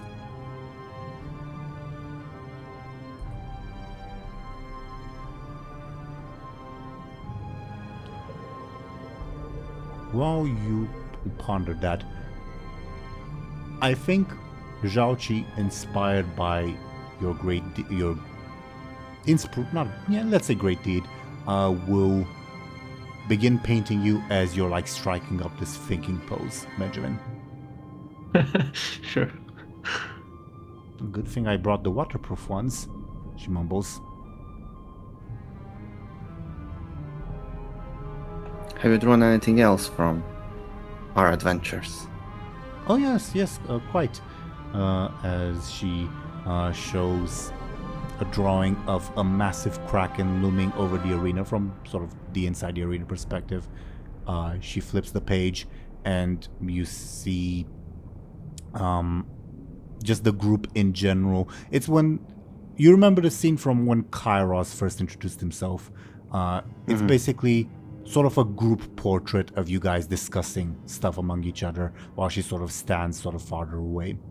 And the next portrait, it's almost like a sneak shot of Pazika flirting with you, Bladebeard, with Snakey behind her, if you remember Pazika.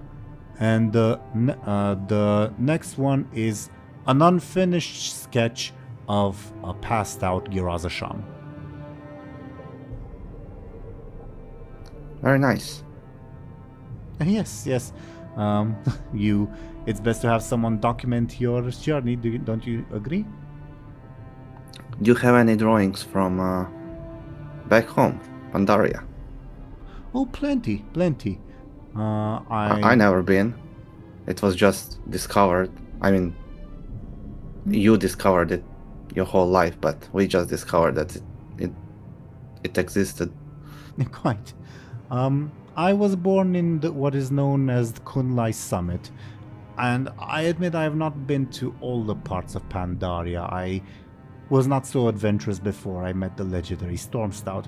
I've only been to a place called the Vale of Eternal Blossoms, and she browses to a page featuring the two gigantic Mogu statues and says, "It is a fabled place where access was forbidden until very recently. Well, the colors are a bit hard to spot over here, but I imagine you can appreciate the artistry involved." Very nice. You have orcs in Pandaria too. I didn't know that. Orcs? Orcs, the two guys with spears. Oh no, those are called Mogu. We call them orcs here.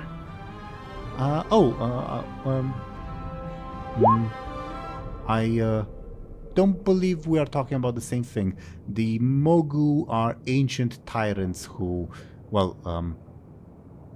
built an empire out of Pandaria. I do not believe the orcs have done that. No. Though they do have tyrants. Currently, Garrosh Hellscream. So I've heard. This is a drawing of my sister.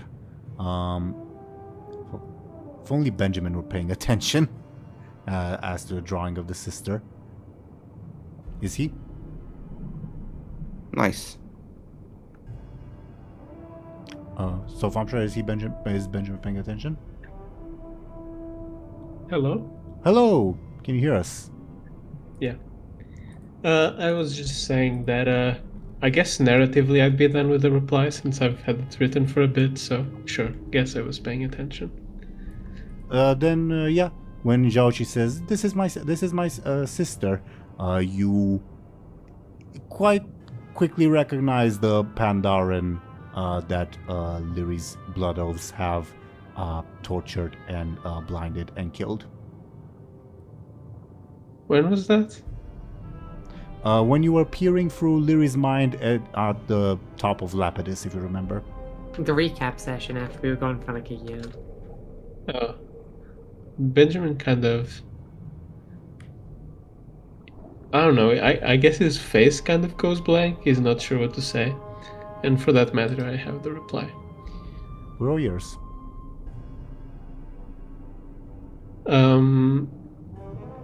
Here goes.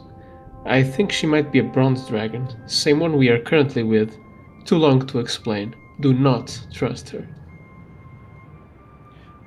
Next ending will definitely be, what the hell is a bronze dragon? Right. Yeah. Okay.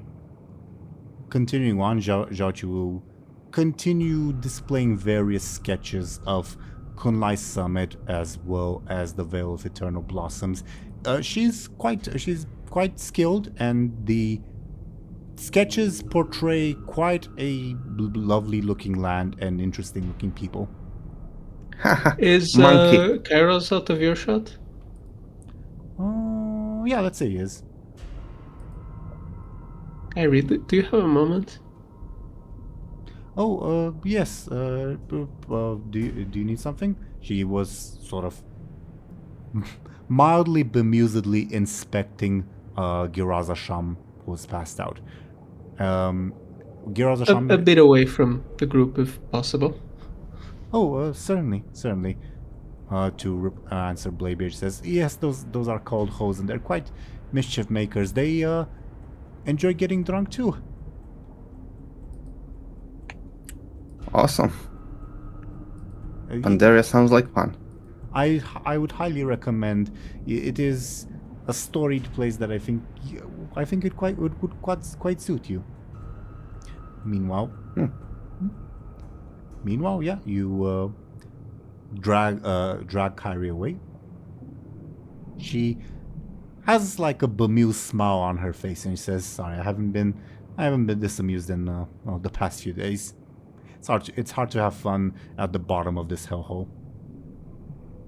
Well, I'm sorry to ruin this fun, but it's kind of hard to explain. But I think this Kairos guy is also in Stranglethorn. Oh? You remember that Eridar? I think that's the right name. Eridar, formerly warlock person. Has Kyrie met Chemis? That's, I think she has. I think so. Yeah, I think she has. Though, one that's in love with your father? Unfortunately, yeah. That's the one. Right. She Oh yes, reported... you did pose her as sort of your guard, right? Yes, something of the sort. She reported a female orc appearing at camp, and the mannerisms... Above board, the female orc did not appear at camp. Chemis was spying on Booty Bay with an eye of Kilrog. Orcs arrived to impound your ships. And then this green-eyed orc came and convinced the orcs to go away. And then winked at Chemis. Right. Then I, not to repeat that, I kind of transmit that information over. Sure. Kyrie says that's odd. I don't think I've heard of green-eyed orcs. Look, this part is gonna sound even stranger, but I had a weird dream some time ago. It was like I think we told Carrie, right? You guys were rambling about it in the like restroom, and I guess kind of reached the conclusion that it was a real bizarre dream. I think. You remember about the whole chessboard thing? Right. I'm I'm kind of growing to believe that the guy on the opposite side of the board was this Kairos guy because he did the same exact winking thing. If I remember correctly, the ones on the opposite side of the board to him were Petronymi and Chronic from what you're... Yeah, Chronic or Normal from what you're suspecting? Yes. Well, I suppose it would make sense. He has said that he is out here to find them. Perhaps... Do you think he was simply doing the group a favor by getting the orcs to leave your ships alone? I don't know, but why is he in... I know he's a time guy or whatever, but like, can he be at two places at once? Should he be at two places at once? The unfortunate answer is yes. Bronze... I've had to work with a bronze dragon before. The Chronormo, she's a bit of a spaz sometimes. She...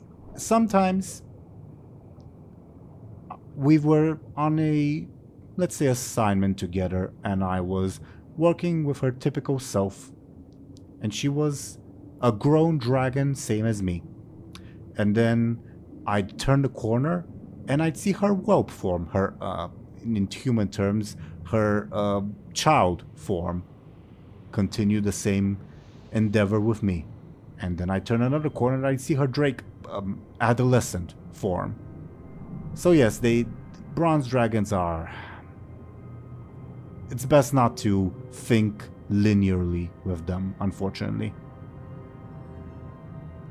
Then give me your honest opinion. Can they be trusted?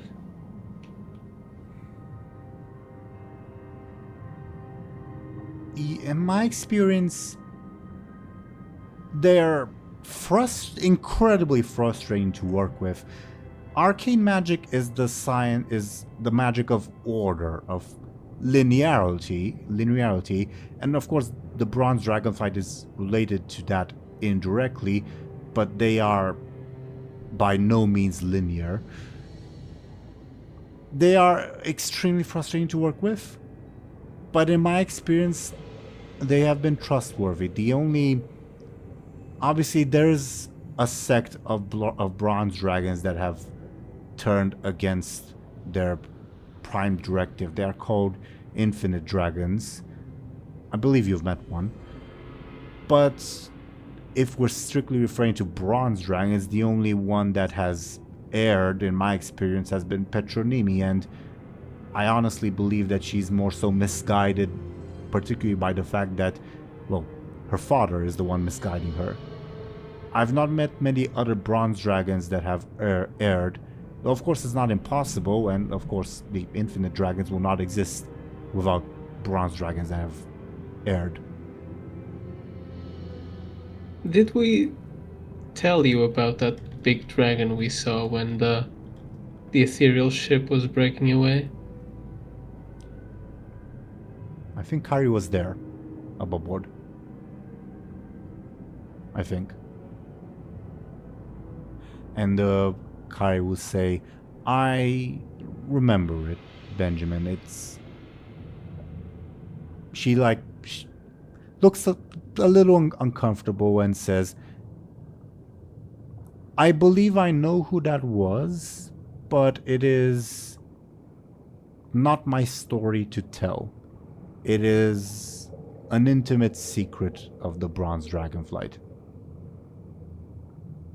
That's not particularly reassuring. Well, let me rephrase that. I don't actually know if it's a secret that they keep or not. It's just that if that thing were to happen to my own dragonflight, we would want to keep it a secret. Right. Do you... What are you getting at by bringing up that? And how does I don't- Kairos fit in? I don't know, it's just... Can you really trust someone that's in two places at once? That's just my... I don't know, it's hard to explain, just a feeling. I agree with you. And again, And he just shows up out of nowhere, that's... I don't know. that's... I know he's got like magic time powers or whatever. Maybe he knows how all this ends, so he just shows up. So, but I don't know. It's that doubt that I guess. Let me it's contradict you eating. there a little bit, Benjamin. I do not believe he really knows how this will end. He only knows how it's supposed to end. He is, as he mentioned, going up against two other bronze dragons. If he were going up against a linear opponent like us, of course he would know how it's going to end. Well, maybe not currently, given how the dragon assets have lost their powers, but never mind. He is nevertheless going up against two other dragons that have the ability to manipulate time. It is by definition a contest that neither side can predict. And I believe, if it were me, if I were in a position where suddenly the rules of magic were rewritten and every spell had an unpredictable result compared to before, where I would, she like gestures with her hand and a frostbolt appears in her hand. This is how you cast a frostbolt, and this is how you cast a firebolt. You don't know how she's casting fire under the water, but continuing on. And she extinguishes it. If the rules were suddenly unpredictable and rewritten, I would be apprehensive and panic too.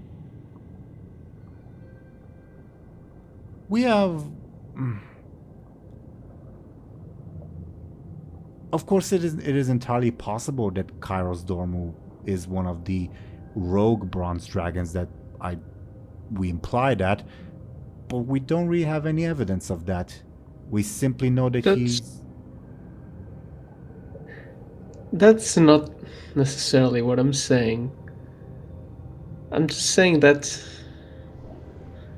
Well, it's complicated. I'm sorry to say this, but from the ones we've met so far, dragons are complicated creatures, so... Not quite. I'm not saying he's evil. I'm not saying he's good. I'm just saying that maybe he's not here for our own good. Maybe he's just here for his own thing. And then he'll throw us under the bus for whatever he's doing. Or maybe not. I don't know. That's the problem. The bigger problem is I don't believe there's a way to know until it'll likely be too late. It's... From our linear perspective, it's simply his word against Petronimi's word. And frankly, we know that Petronimi is erring. But at least we know her. True.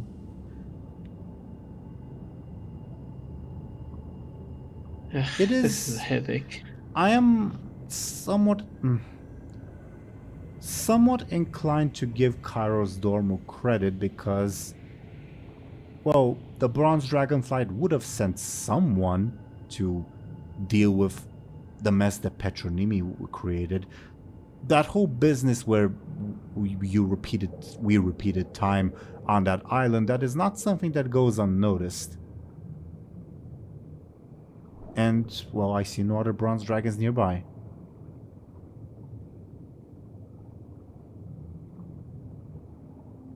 We could, of course, go on a worst-case scenario that, perhaps he killed the other bronze dragons and usurped their position for some vile end. I guess that's entirely possible, but it is a stretch, and so far he has been helpful. Mysterious, but helpful. That's nothing new. Honestly, I would interpret what you're saying about him getting the orcs to leave your ships alone as a roundabout way of trying to gain your trust, though I don't it is extremely roundabout. Benjamin, Then why not mention it? Sorry, go ahead. can I get you careful to see if you remember something, so your stunt will not apply? And if the roll is good enough, I would need also a clever to like make the connection. Oof. You do remember. Let's see the clever. Shall I clever? Please. You get... There's two things that sort of pop up in your mind.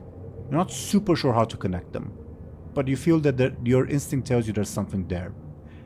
The fact that Kairos Dormu like ordered a bunch of orcs to leave you alone, and then you remember on his side of the board his queen, What was his queen? Garrosh Hellscream. Well, plus the knight that was Warlord Zela, but that's sort of like more to the point.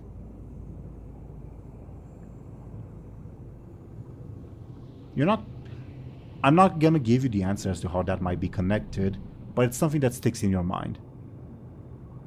How much should I need to get the answer? A 4, I think. On the clever. I think I can invest. What can I invest? I'll use one of my guessing games. Oh, sure. Perfectly fine. As you make that connection, you begin to want to think, obviously Kairos made extremely indirectly his presence known to chemists and to you by the winking on both occasions. You begin to wonder if that wasn't also a bit of a ploy to distract you. You think he might have sent those orcs away to do something. And given the fact that Garrosh Hellscream was on this like proverbial chessboard, and the chessboard is referring to this immediate conflict in Ilalai, I think Kairos might want to get the Horde involved in this somehow, for some reason. What the fuck? Okay. Scary. This is supposition and like, of course, a lot of guessing, but your instinct like tells you that you've nailed on something.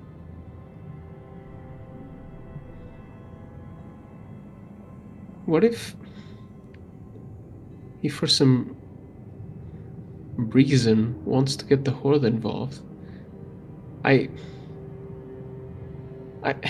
think I'm past thinking that dream was just a dream. It has to mean something. And on his side of the board, his king was Queen. Garrosh. Queen. The Garrosh. Well, the dream was certainly not just the dream if Mr. Bladebeard also experienced it at the same time. As to getting the Horde involved, why? How? I don't know if...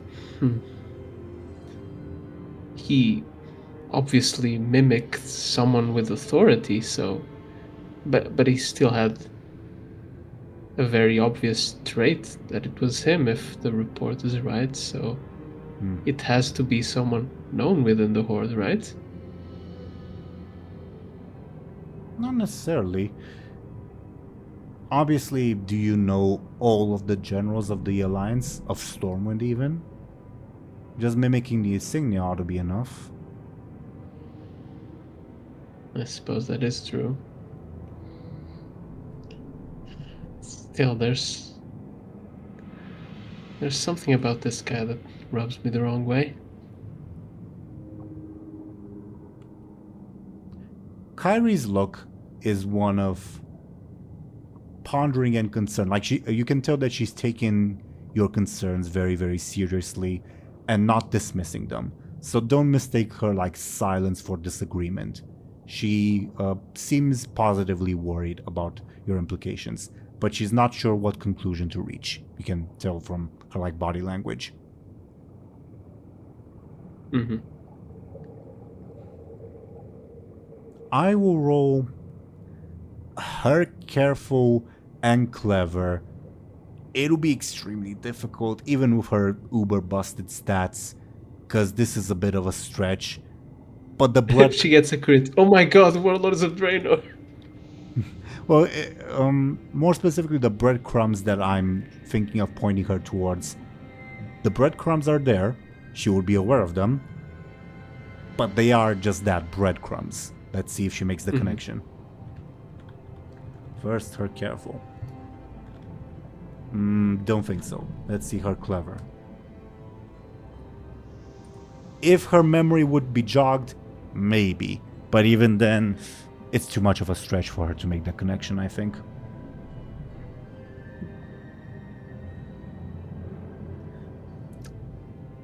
Maybe if you can give her, if you or anyone else can give her a bit of a jog to her memory.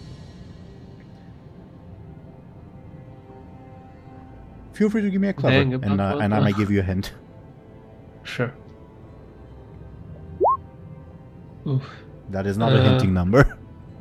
I take it I'd need like a 3 or 4 or something. I was thinking 4, I yes. was looking at.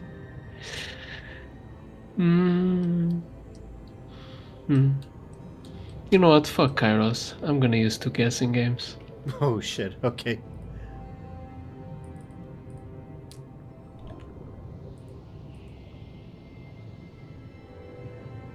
Think back on what Petronymi and Chronic had you do when you guys looped time. What did the two of them want from you? Just to open that Titan Vault, right? Go on. Sorry, I hit the microphone. Go on. And what was in the Titan Vault?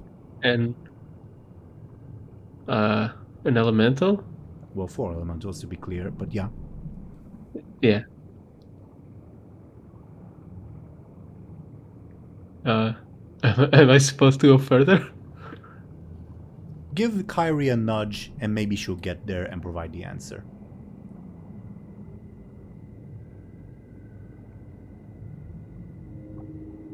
So, this Kairos guy is here to stop Petronymi and Chronic, Right.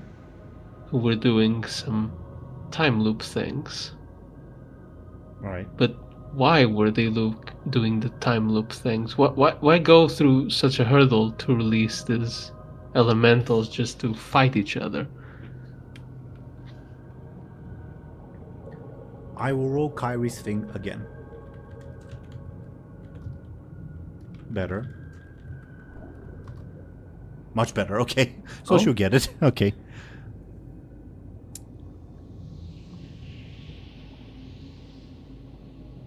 If we assume that this move that Kairos is presumably doing, because again we are speculating, of sending the Horde to become involved. If we assume this move is a counter move, I have heard fairly recent tales involving even an artifact of our kind, though not directly, where the Horde enslaved elementals. If we go by that logic, if these elementals somehow figure into Chronico and Petronymi's plans, then it, I suppose, makes sense for Kairos Dormu to counter that move by sending the Horde to enslave those elementals.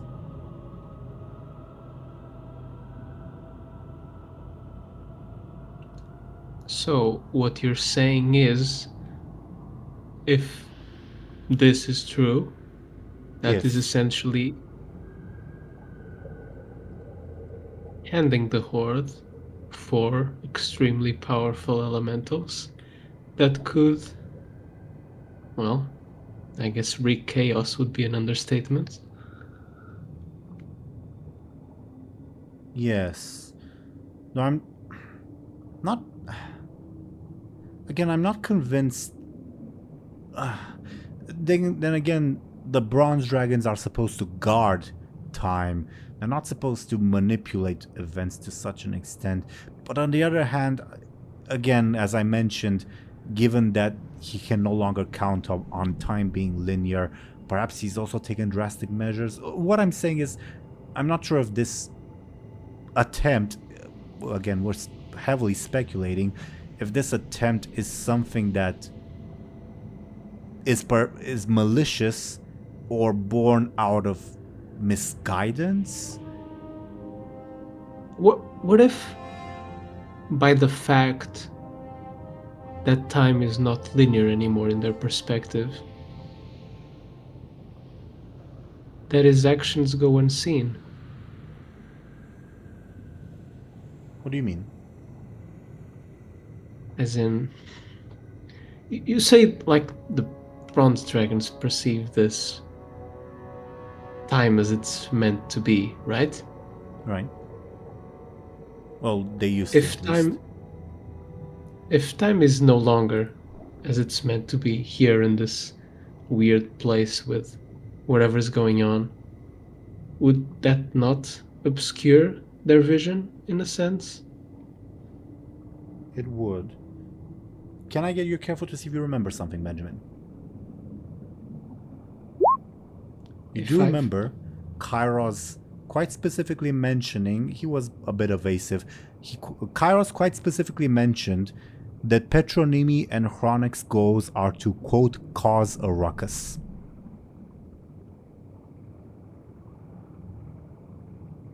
Obviously, he oversimplified it.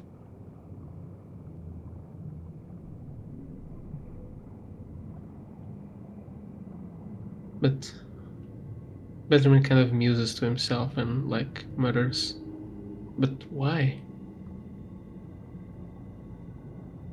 You make clever.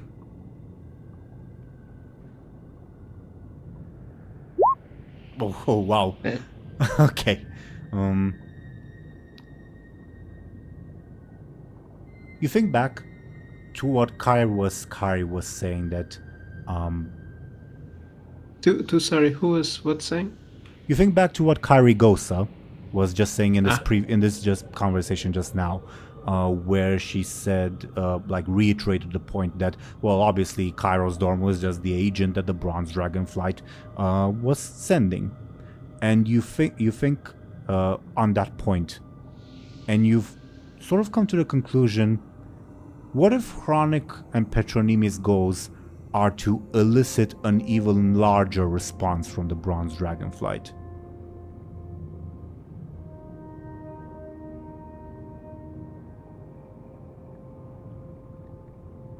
But why? Again? Do you voice that? Mm-hmm. Okay, if you voice that, Kyrie, well, I'll roll her own clever, because she knows information that you do not. Okay, then, and she apparently reached it, it seems. You see an expression of horror cross her face. She, like, shakes her head like, no, that can't be the case. But the expression still remains there. What?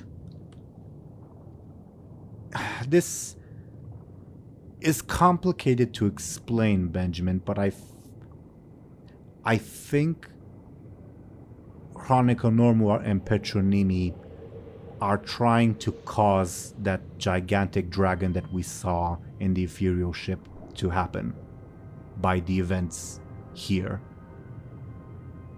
How and why? It's, I suppose at this point it would serve best to come clean.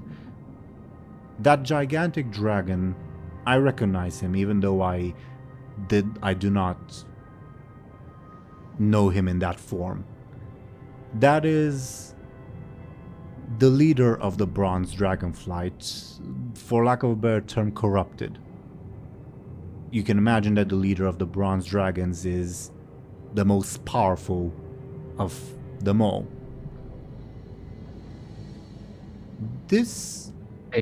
Sorry. Go ahead. You go ahead. You go ahead. I was just gonna say I would assume so. Right. Obviously, the eliciting an extreme response from the Bronze Dragonflight, if we push that to its most extreme conclusion, would be for, well, the leader of the Bronze Dragonflight to arrive.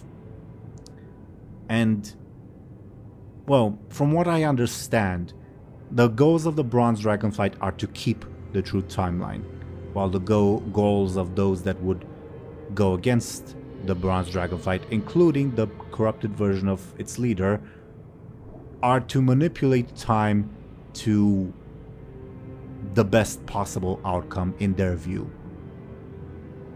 I somehow suspect that perhaps Petronymi and Chroniconormu's goals are to make things so bad here that from the leader of the Bronze Dragonflight's perspective, the only option left would be to change time and thus corrupt himself.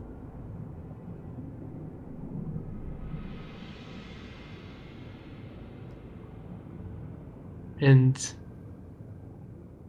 you think a misguided Petronymi would be able to do that? As in, rationalize it. Like, one thing is like messing with time a little, another is what you're describing.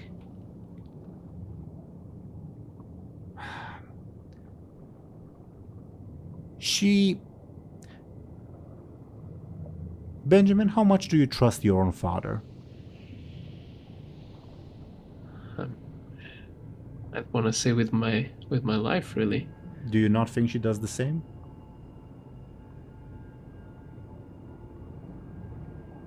Well, I'm not saying this is entirely Chroniconormu's idea. I'm saying that, well, it's easier to impart a viewpoint onto one's own child than, I guess, a stranger.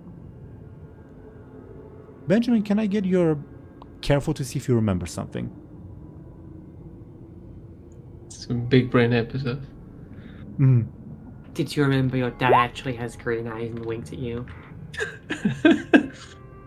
I would have required a 4. I mean, too deep. Fuck it. I'm using a fate point. What are you invoking? Actually, let me look at my sheet, because I'm not sure what to invoke.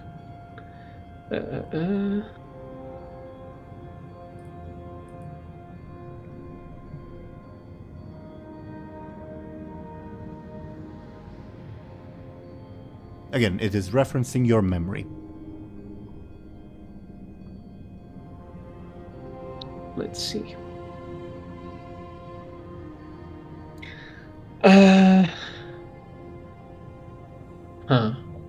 Let's see if that works. I'll invoke Adept in the Arcane Arts. So, as I've been getting into, magic and all that, it involves remembering a lot of things. So, I am trained to remember things. Does that work? A stretch, but sure. It works. You flash back, well, metaphorically, to the conversation that the opponents had at the chessboard.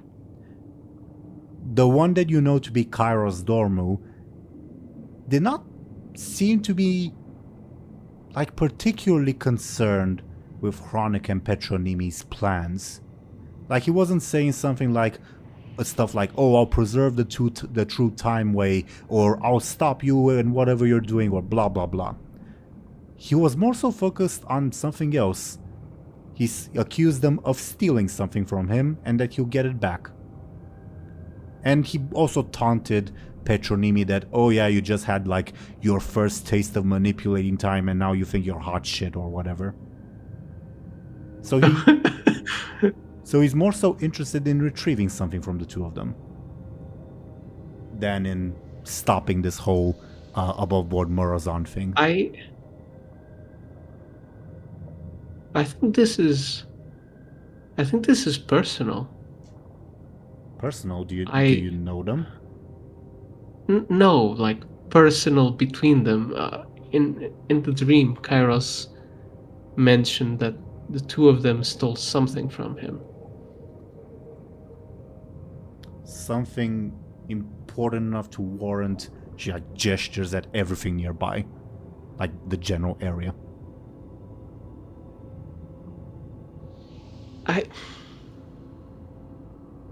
She does not say that with like a incredulous look or a oh you're dumb Benjamin look, but like a worried expression, like something that's important enough to risk all this, basically.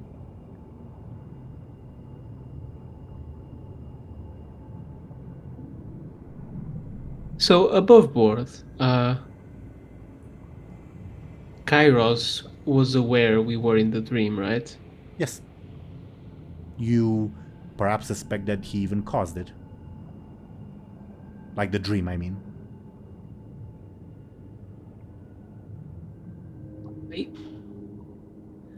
Because one of the first things that happened in the dream was him winking at you to like let you know that, yeah, he's here.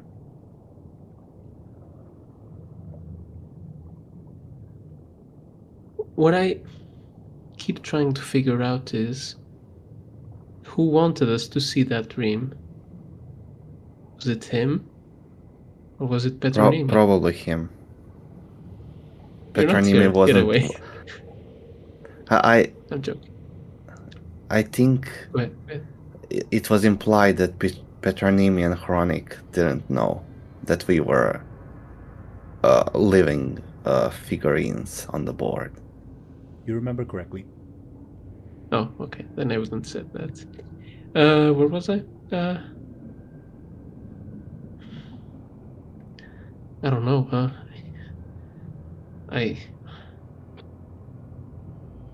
He said something. I guess that rubbed me the wrong way. I guess he taunted them about how manipulating time got to their head, as if... I don't know, this is just a baseless accusation at this point, but isn't all of this?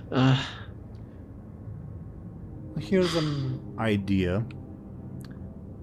Why not try to tip their hands? Both of their hands. Well, I know they were using a chess metaphor and I'm using a cards metaphor. Never mind. What if we ask Kairos that we'd like to specifically look for Petronimi and Chronica Normu? Make them a higher priority than this Ilalai business. Obviously, Kairos seems to be, if what we're speculating is true, Kairos seems to be relying on perhaps us stumbling into things. But if we force this encounter to happen, well, we definitely catch all three of them unaware, I think.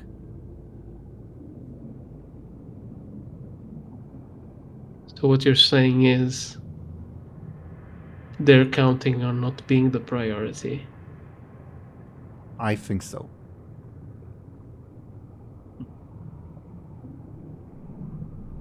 Don't they have all the time in the world? What does that matter? Well, we also need to, using again the pieces on a board metaphor, we also need to assume our rightful place if they are the players. So perhaps it would be best to deny it to them. To stop being controlled and act, is that what you're saying? Suggesting.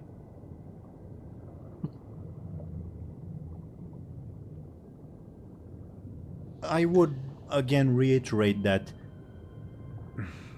while my instinct agrees with you, we are still heavily speculating here. We have no real evidence to, well, not much anyway, to accuse Kairos of any wrongdoing.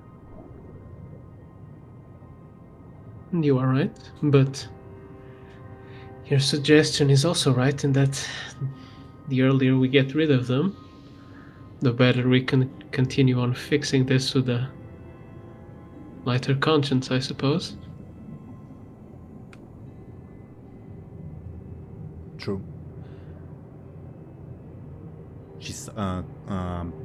Kyrie goes to sighs.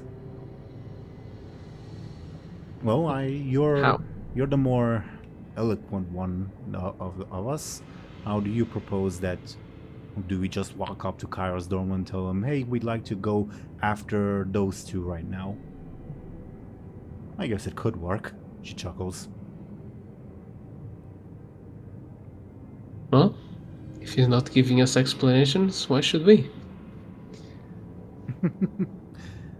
Well said, I suppose. Should we inform the rest of your friends first?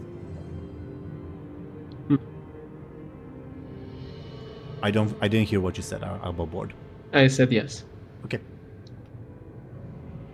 Then I will keep Kairos busy. We have plenty of dragon business to discuss that's completely unrelated to this forsaken place. While I do so, feel free to talk to your friends. Very well. It almost surprises me how you can just go back to regular dragon talk after all this. As I said, we have there's plenty of topics that are beyond the grasp of mortals, but are quite mundane for us dragonkin that are, well, worth discussing. She smiles. Very well. I'll return to the others first. Benjamin nods. While she does so, what have Bladebeard, Moat, and Lyri been up to? Well, I can sort of guess for Lyri, but still. Doesn't Benjamin have Larry? I guess he does. I guess he does. Because Moad put down Larry to pick up the Naga and gave her to Benjamin because he didn't want to give it to Bladebeard. Yeah. I'm gonna take another. Wood's just been chilling with the knob. BRB. Go ahead. Don't choke, please. I'll do my best.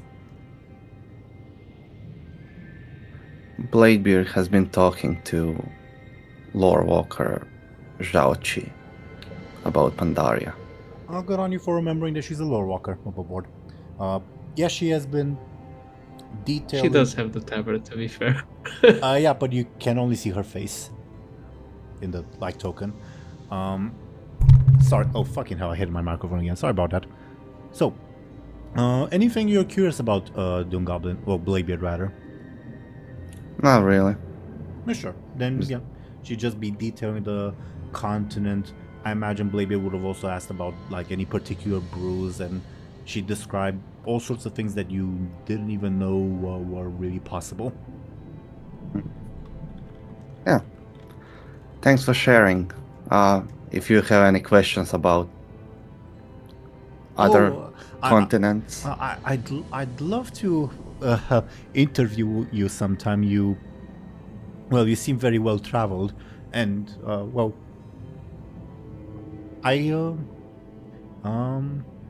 perhaps we can at some point share a drink too.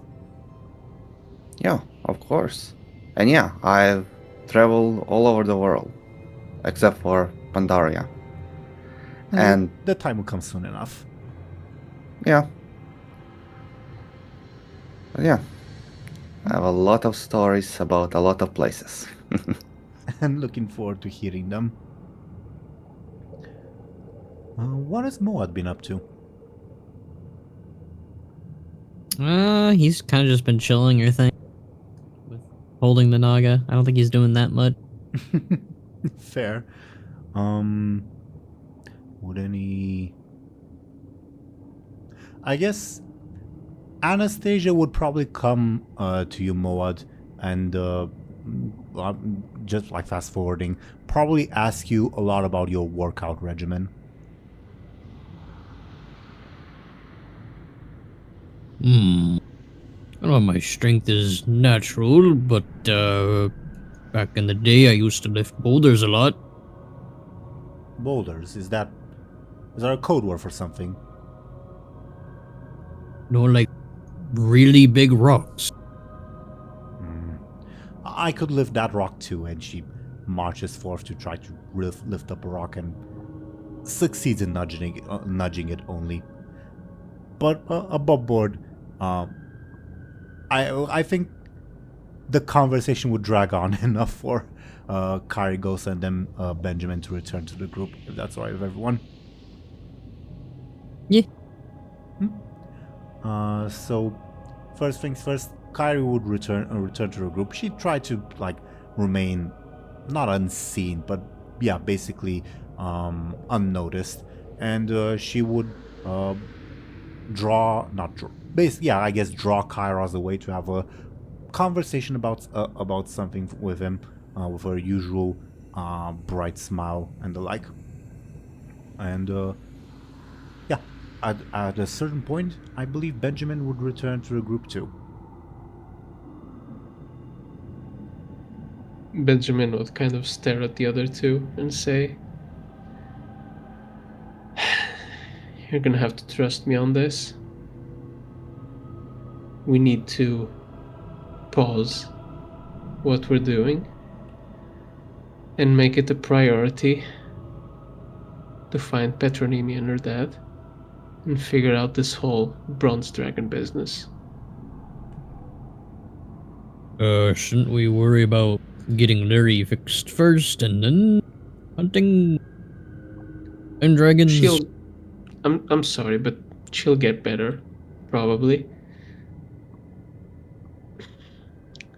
Thing is, I've been thinking about that dream. And Dream? you weren't there, but Bladebeard and I had a dream. He was the rook. And was he conscious? No, because Moad took the knockout pill. Oh right, he the was pill. unable to dream. Yeah. Mm-hmm. What I'm trying to say is,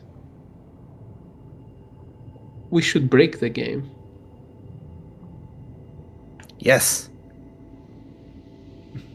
So if we don't let ourselves be controlled, break the rules. We should simply act and get this dealt with. I agree. Break the game. There's a game being played? Yes, actually, and unfortunately, we are being toyed with.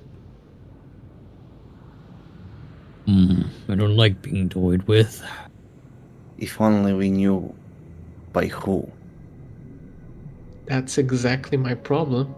But the faster we confront everyone involved, the quicker we can fix it. And understand who the hell is in the wrong and who the hell isn't. And if everyone is wrong, we'll do as we always have. We just beat them up or whatever. We're good at that. Well, I'm really good at it, but you know. Alright, but what are we doing, actually? We're gonna walk up to Kairos and tell him we want to find Petronimi right now.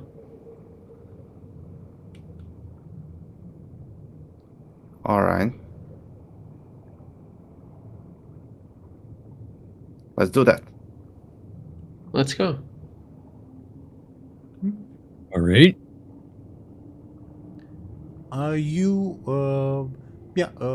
Kyrie and Kairos, they're away, but they are still within eyesight.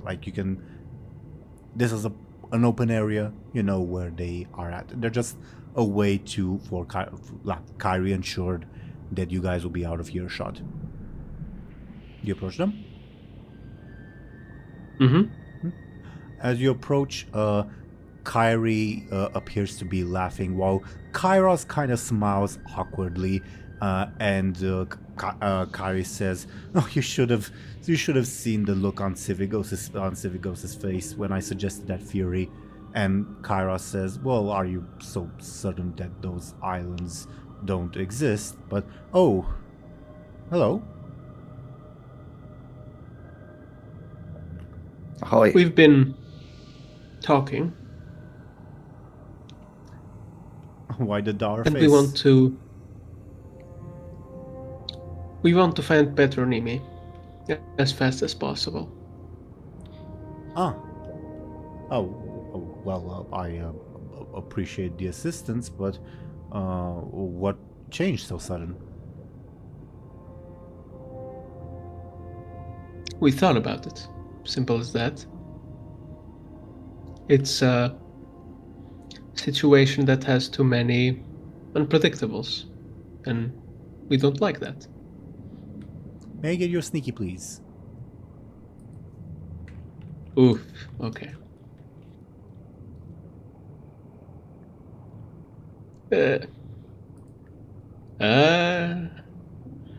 Oh god, that's horrible. What can I even do against that? Let's see what's up.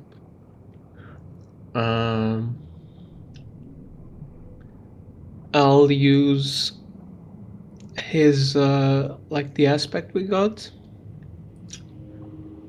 And do I want to reroll or do I want to add +2? You got a very slightly below average roll. Yeah, but I know you like when people gamble. Of course I do. So Use do I the want to cake. gamble? No. The cake has to be against the final boss. Maybe this is the final boss. I mean, yeah, but I wouldn't want to do it in a sneaky against the final boss. Yeah, fuck it, I'll reroll. Gamba. Let's see it. Ah! Lovely. Yes! No. Ah, God. Okay. Fuck it, I'll use my guessing game to gamble again. Hell yeah. Let's see it. But there's no way you can beat him. Shut up. Believe. Believe in the heart of the dice, Zelryn. But it's impossible. I have fate points, that's the point. Nothing is impossible. Come on, I'm gonna kill myself. Okay, anyways. If you want, you can dump all your fate points to tie them. I didn't want to do that, but someone is gonna bust my ass with it. You know what? I hate this guy. Let's go. Okay. Let me look at my sheet. Sorry, I have a grudge against Kairos. I don't know why. Only there's a character that has a good do you- sneaking. Do you mean like Kairos in general or this Kairos? No, Kairos in general. Oh, all right. He's an asshole. So Okay. yeah. You can also spend one fate point on his thing if you want. His aspect that you discovered. I mean, If you can just. doesn't the roll still take place? What are you asking? But doesn't the roll still take place anyway? So I'm not sure what your point is. Well, I mean, you were wondering which aspects of yours to invoke with the fate point. I was just suggesting you can also invoke. Oh, right. Yeah. Isn't this a sneaky overcome? I can actually do that. It I'll is- use one of mine It to is a- invoke that. To and- answer, Zelryn, it is a sneaky overcome, but Victrix is nowhere near inside. God damn it. Okay. Where are our fucking companions when we need them? Maybe if you then I cook her guess in, should help. I can invoke his aspect in the sense that, oh, this is kind of an unexpected possibility, so he kind of gets distracted. Does that work? Yeah. You're Okay. using it to give yourself +2 or to reroll. I'm gonna die. Oh, that's fucked. And I'm gonna have 0 fate points. Oh well, I'm in too deep already. Anyways, Gambler's fallacy, I love it. yeah, it's a +2. Second. What do I do? Adventuring swordsman. You know, I've had many travels over the years, and sometimes I had to lie my way out of not so pleasant situations. And similarly, for my last faint point, bounty on his head. For those exact same reasons. Because, people were after me. Sometimes I had to, line my way out of things. Yeah, makes sense to me. I think with a tie, he'll still, I think, construe something together, but not in a manner that will be harmful to you. As he will smile and say, hey, I scratch your back, you scratch mine sort of issue. You realize my assistance, how I was of assistance to you in Booty Bay. He's sort of course, yeah, Bladebeard doesn't know what this means, but Benjamin, he's Thompshire, he's sort of implying, oh yeah, okay, so you want to help me because you realized I helped you, so you feel like you're indebted to me. We could have just mentioned it instead of doing this in a very roundabout way. Well, where would be the fun in that?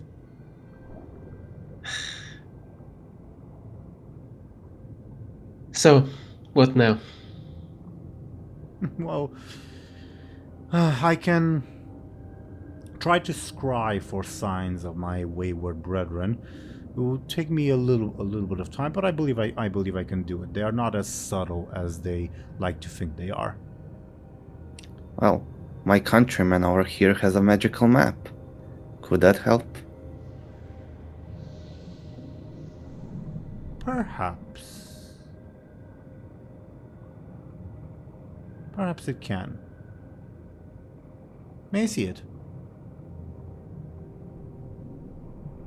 Benjamin kind of reluctantly extends it. This only applies to Azeroth. It is...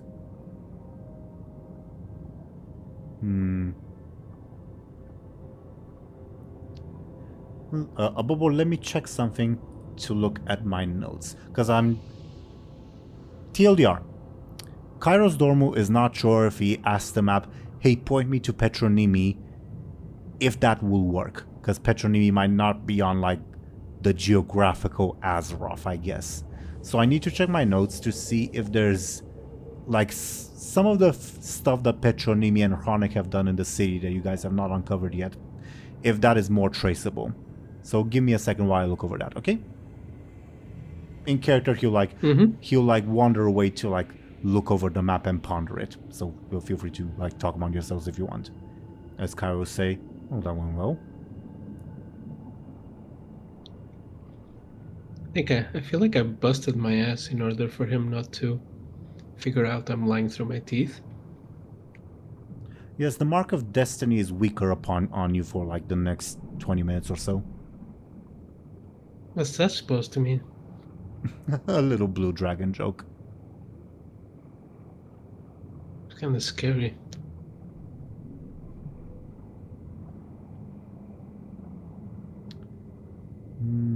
I'm still checking.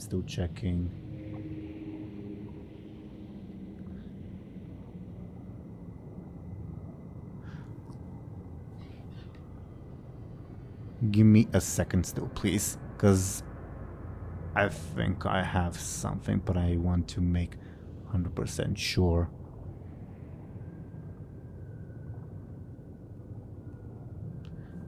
Wait, didn't I?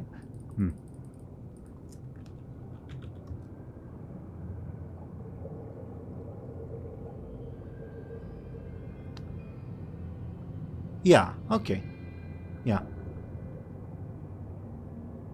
Kairos would return to the group and say, I think I know what to look for, yes. Above board. This is slightly indirect, but Kairos will lead the group to one of the specific random encounters that will lead afterwards to the secret dungeon that I've been... Dungeon?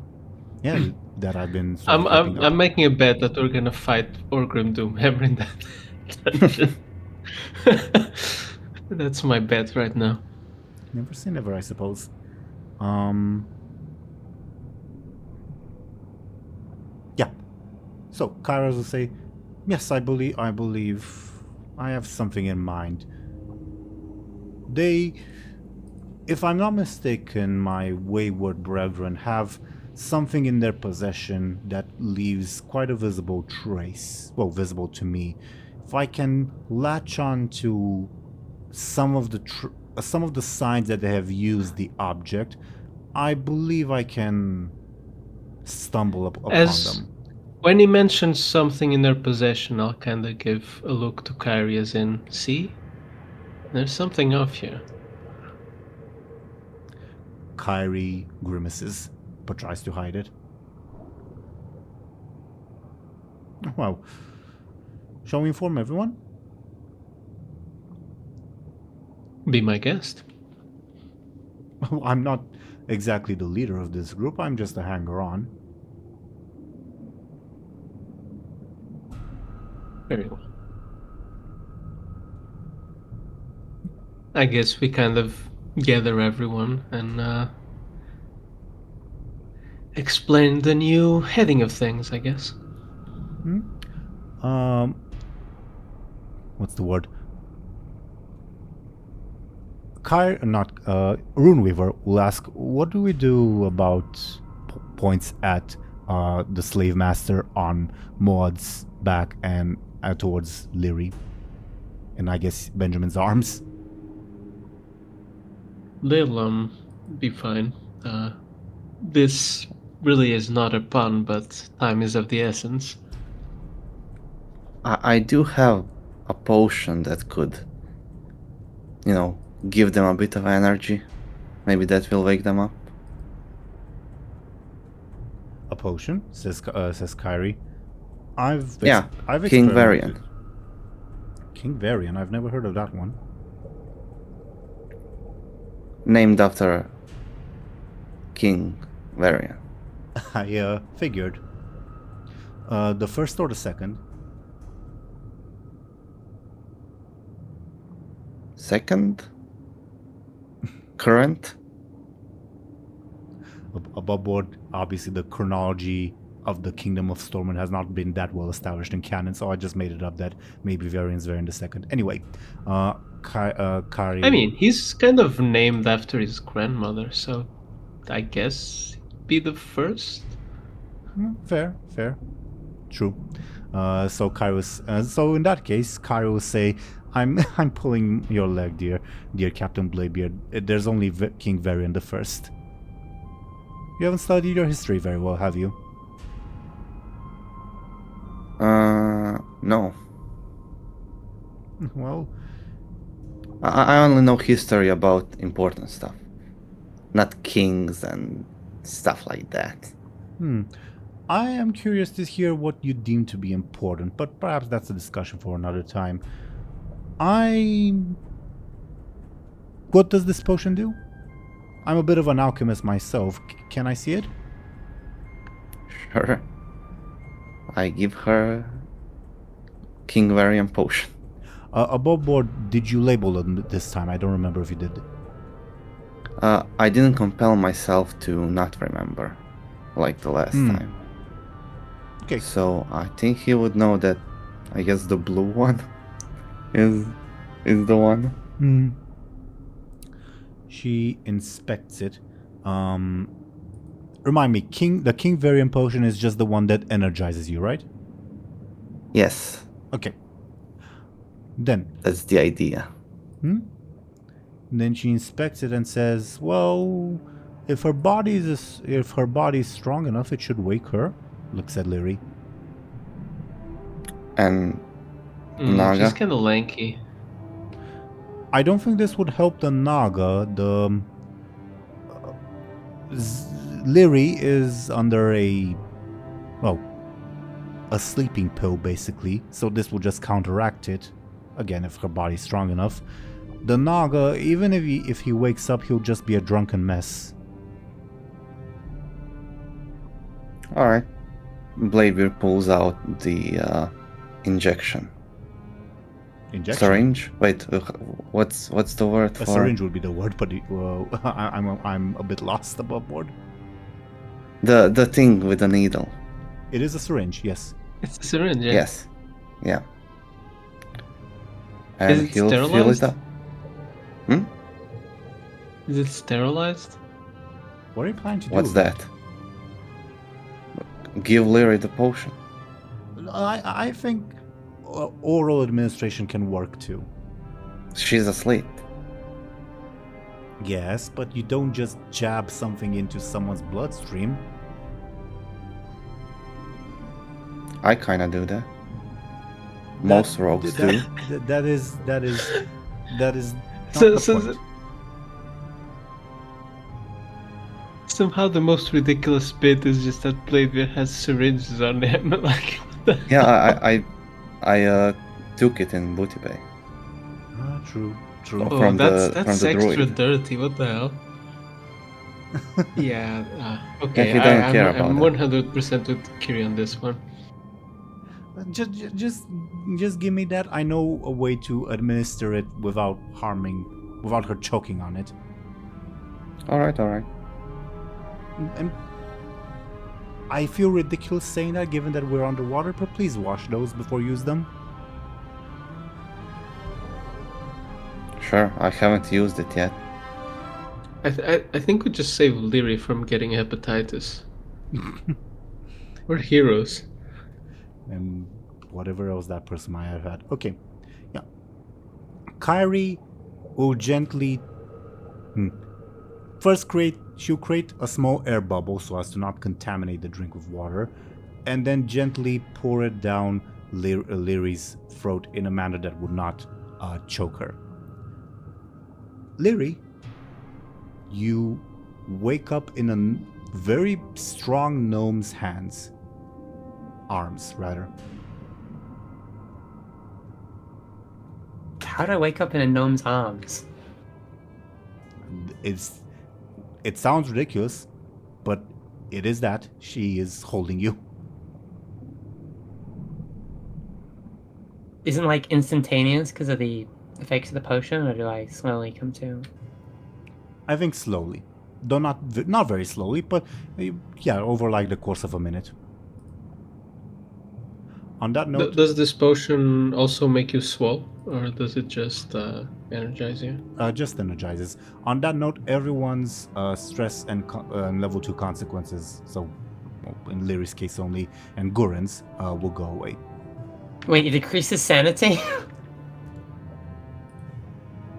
What do you... I posted the image I made Yeah. of all the potions, and apparently I wrote decreases their sanity. Oh, right. Because it made them hyperactive, basically. And that's the, like, sanity decreasing part. So it doesn't actually decrease their sanity if it just brings them up from 0 to normal, if that makes sense. I see. But yeah, Lyri, your stress and level 2 consequences are gone. You have been better.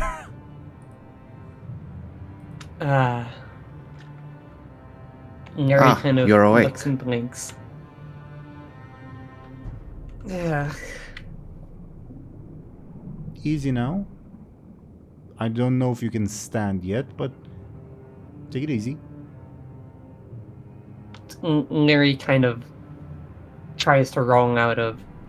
She would have like gently allowed you to sit on your own 2 feet, though she's still there to support you if you fall. Awesome. Okay. But we are underwater. Yeah, gravity exists underwater. But it's opposite. Kind of. I don't know the physics of how water works. We're not. Yeah, you're talking to the wrong crowd, DoomGoblin. I will try to stand up. Just for like this initial few minutes, give me, I guess, a careful to see if you do so. Mm-hmm. Gingerly, but you're able to. Your stomach is and like just belly area is in incredible pain. Ugh. easy. Everyone's taken some unconventional measures to try to help you. In the future, don't take one of those pills anymore. They're meant to knock an ogre out, not, well, a blood elf. Is the fighting over? Oh, yes, we won. Yes, it took 3 hours, but we won. Yeah, you're gonna puked everywhere. Yeah, and I feel like you've been overdosing for like 3 weeks at this point.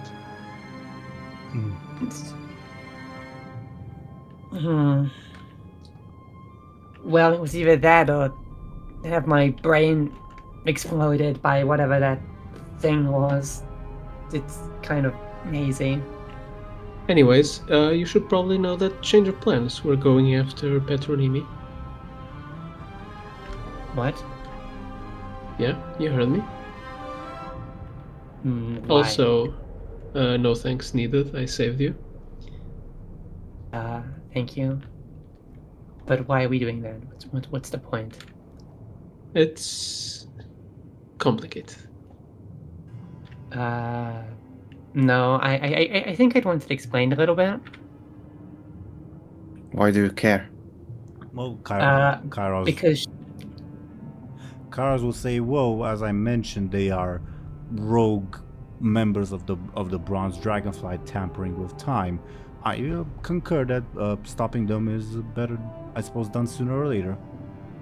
Lyri You will heard kind him, of man. Lyri will kind of pat her bag or satchel or whatever and take out the book and say, but they got me this, so I don't see why they're my enemies at all. Have you actually flipped through those pages? Yeah. Hmm. Not all of them, it's a big book, but it's what I was looking for, yes.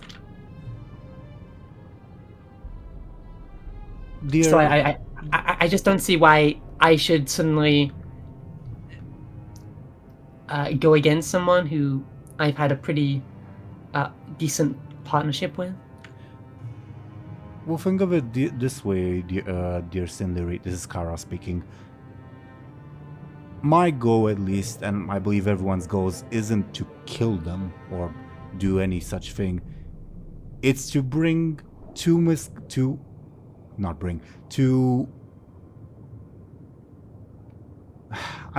is the DM stumbling over his words, not Kairos. I'm sorry, but basically what he's trying to say is that he's not trying to kill Petronimi and Chronic, but set them straight. TLDR, and he'll verbalize that however in as gentle manner as he deems it. Because I'm brain farting at the moment, and I'm sorry about that. But them not being straight was what let us get our friends back who died, so And maybe can- they're better off that way. But can you imagine, dear Lyri, if everyone got to suddenly pick someone to come back to life? Or if, is lottery the term you humans use? Yes, if everyone suddenly knew the winning lottery, or if all the kings and generals knew the exact moves they had to make for every battle, do you think a future where everyone arbitrarily gets what they want is sustainable? Do you think it is something that can survive? I understand their goals, but they are clearly misguided.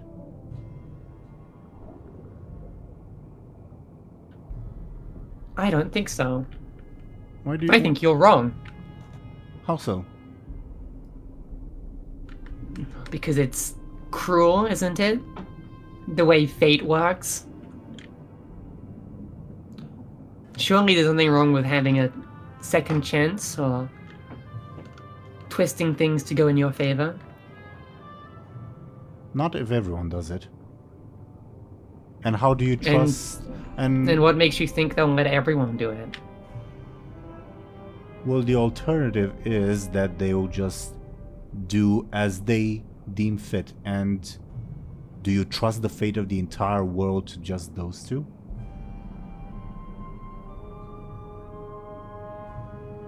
I don't trust it in your hands. I am not trying to take the fate of the world into my hands. I'm merely trying to set my two wayward companions straight. Wayward kins, rather, straight. But you're saying it's not in your hands, but if it's not in their hands, whose hand is it in? What kind No of... one's. That's not true. That Oh. can't be true. So what, the bronze dragonfly just sits around doing nothing? We do not determine fate. We merely guard it. Mm-hmm. So... I don't like you, and I'm not going on with this plan. Kyrie says, well, do you like me, and do you trust me that we should go along with this plan? I trust you, but I trust Petronimi as well. And I trust Petronimi's intentions, too. But she is on at the very least, questionable path at the moment. And we aren't. We are not attempting to take the fate of the world into our hands. Then what are we doing here in Ilalai, in this horrible place that is full of who knows what? Runeweaver will say, well, technically we're just retrieving this one's crewmates. Indicating Bladebeard. Aye. Technically you're here not by your will, but because you're a prisoner. Because you're a mass murdering psychopath, cult leader. You're not helping, Bladebeard. But am I really a prisoner to the Kirintor, or am I a prisoner to who exactly? Like, Yes, you're a prisoner to fate. Is that what you're gonna ask? This world is a prison and all that? no, but it does seem like I'm in an awful lot of cages right now. With, You I don't are, know. and you should be. Yeah. Bladebeard. Yeah, Now, I don't think I can sign off on this. Lyri, Unless, of course, that Kairos Dormu here could get me what I want, but that'd be breaking the rules, obviously, so... What do you want? above board, Zelryn, Zelryn, do you remember Kairos also was telling you that Mm-hmm. okay, so you're aware of that. No. I am aware, yes. Okay, I just okay, want another... More public assurance, I guess. Mm-hmm. Kairos will say, I cannot read your mind, Lyri. I'm open to aiding you if you simply want, I don't know, a souvenir that shouldn't alter the timeline too much. I believe your strength is indispensable to our quest. But what counts as affecting the timeline? Because, let's say... Shut up. Just spit it out. What do you want? That's an order. Oh god, Actually, yes, it is an order. is an order. I want to... Lyri's kind of... Yeah, she's just gonna have to spit it out, even though she doesn't want to. Her voice is like forced, almost. Kairos will try to intervene before you do and say, well, that sounds like something that should best be left private, do you not agree? What do you want? I want to finish my business with Petronimi.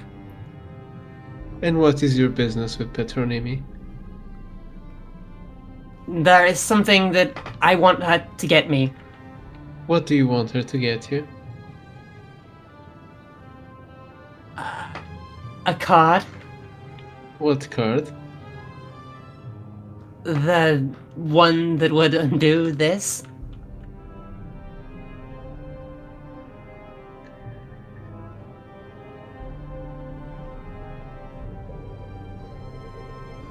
Was that so hard? Yes. And I'm kind of really mad at you. No, this Is actually there a relieves shirt me. for that? It could have been so much worse, but you just want to get better. I can't be mad at that.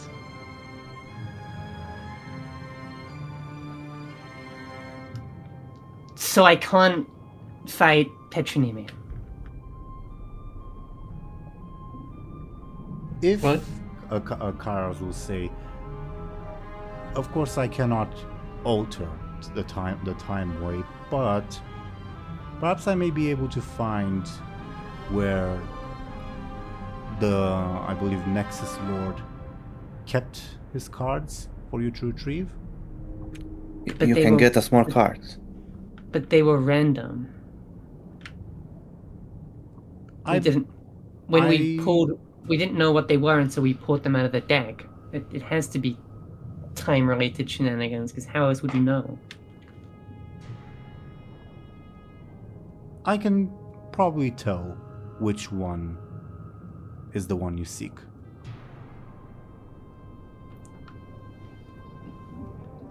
How? Well, by gazing into the future of what would happen if you were to pull any other ones. And does that not count as affecting the time ways?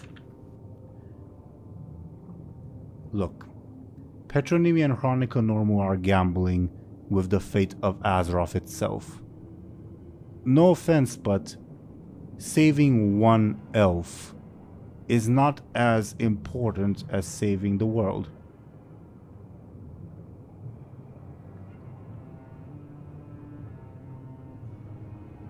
Okay, but if I continued on my current path, do you not think I could do that? Do what exactly? Destroy the world? You know? If It is you're- pretty bad. If the void within you is cleansed, you are significantly less likely to do so. And even if it is So- not, even if it is not, I doubt your destiny will take you that way. Lyri, can I get you careful to see if you remember something? Okay.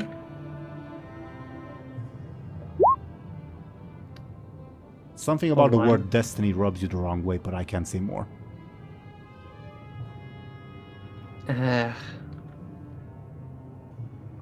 Look, I can't force you to fight, but you should at the very least come along, and then you'll decide for yourself. How's that? Do you really trust me to not, stab you guys in the back immediately? I mean, you know I can stop you, right? Kyrie says, from what I know, all the times that has happened, I don't believe you were, let's say, ill-intentioned when that has happened. What? No, she was. She tried to destroy our whole ship and kill us all. That's true. In an act from, and actually no, Kyrie wasn't there, so she's not gonna defend that point too much.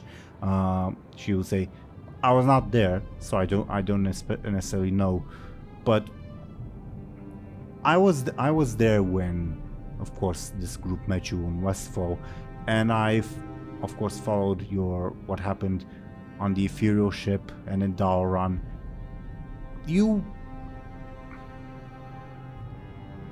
Every time you have lashed out, I believe you have done so out of self-defense. Whether that self-defense was justified or not, you believed it was. I don't believe you were actively malicious towards these fine people. Does it matter? Every time she lashes out, people die. My The cousin question- died. The question was about trust. Does it really matter if both outcomes lead to the same thing? Again, the question was about trust, not about results.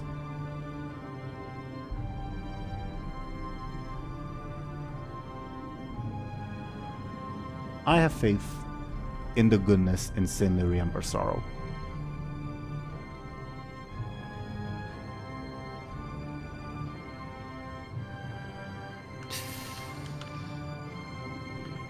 Lyri will bite her lip and kind of glare at the ground. I'll come along, but I can't promise that I won't help out at your need me.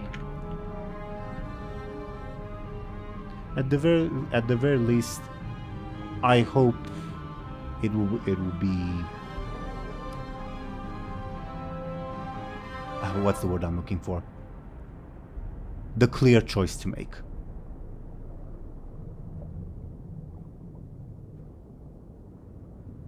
Kairos like raises an eyebrow, like what's that supposed to mean?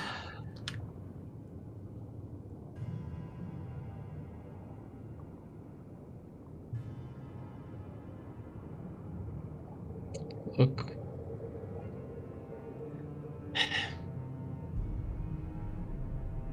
We all we all want you to get better, okay? And we know this seems like a surefire way to fix it, but just stick with us a little longer, okay? And then hopefully everything will become clear.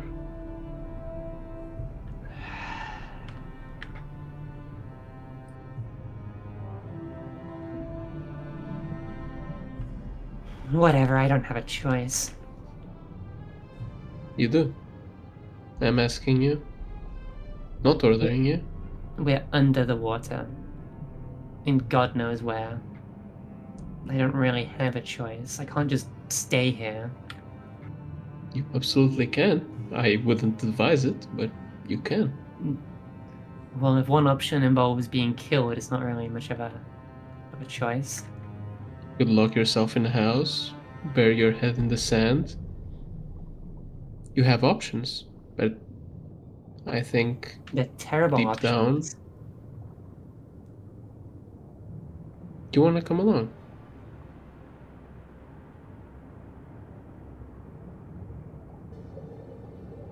Tell me I'm wrong. Is that an order? Fucking hell, no, it's not. Fine, I'll come along. Sort of ruining the mood, Faultian will say, we won't. We didn't sign up to hunt some dragon. We'll continue our attempts to undermine Saffrovar, Faultian Castilian, while you lot are gone. Well, you won't be disrupting anyone if time falls apart. What is that supposed to mean? Do you think 2 rogue dragons, bronze dragons at it, is a very concerning matter? I believe a more concerning matter is what will happen to my poor soul if I fail to bring down Saffrovar as instructed.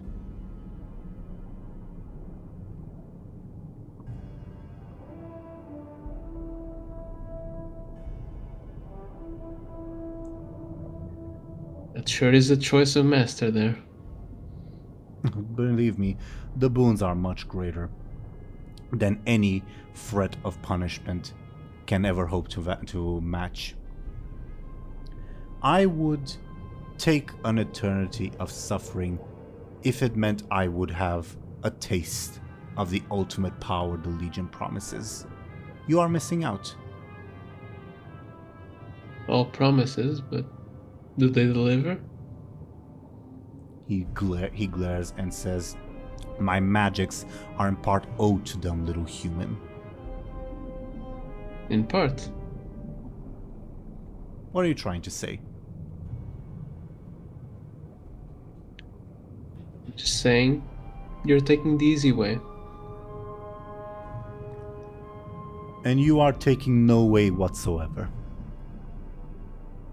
How does hunting 2 dragons contribute to boosting my own power? Or bringing down Saffrovar for that matter?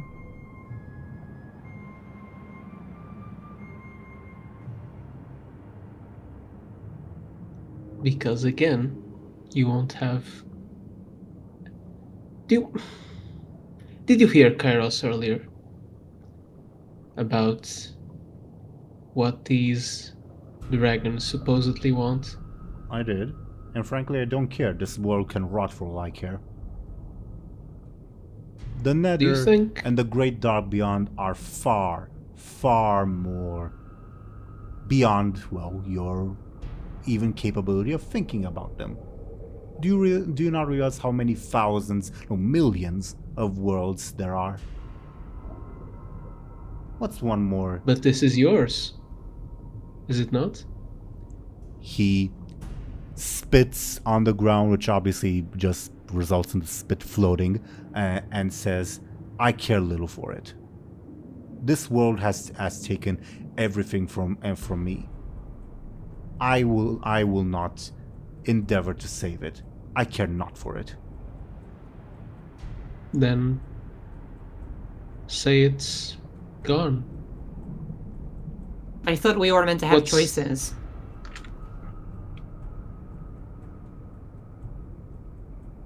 Why is this guy not allowed to have a choice?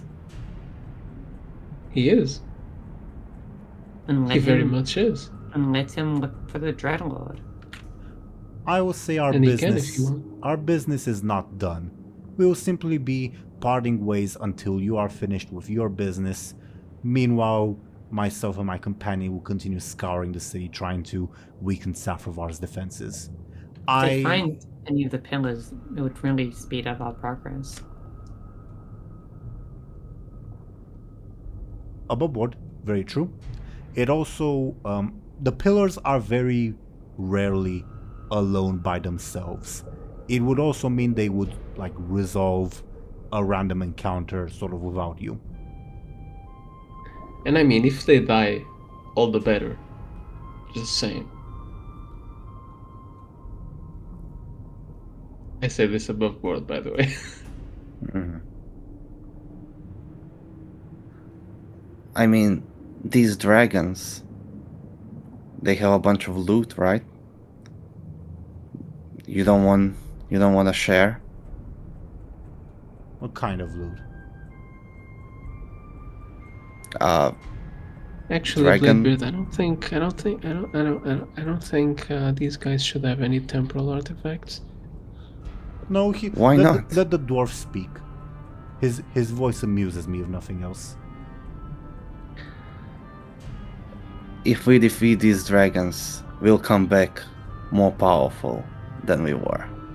And defeating the demon will be easier. The first good point that was raised in this entire conversation.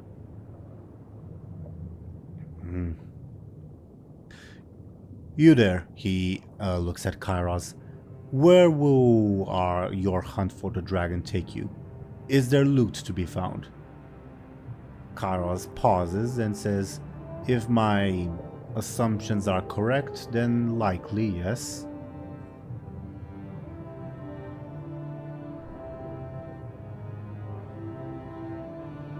Myself and my companion get a quarter of the loot.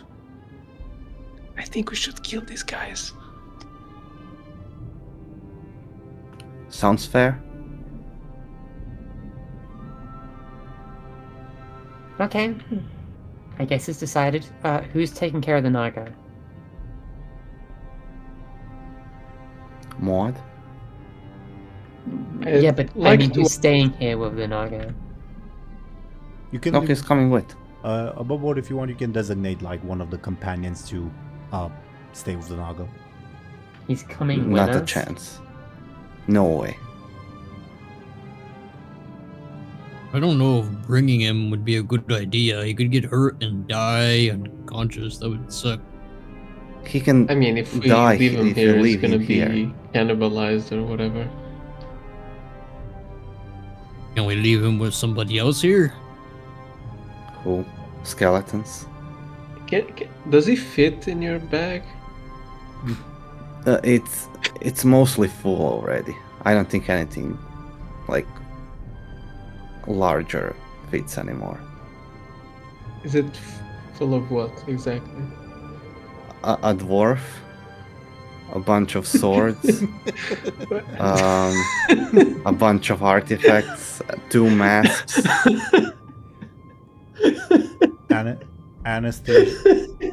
Anastasia says we could open a portal to my bank. We could stuff the Naga in our bank. Victrix will say, and when he wakes up, what do you think will happen? Well, he'll be in the bank. Well, this is Anastasia, and Victrix will say, yeah, killing the bank workers probably out of confusion. Not a chance. Is the dwarf alive?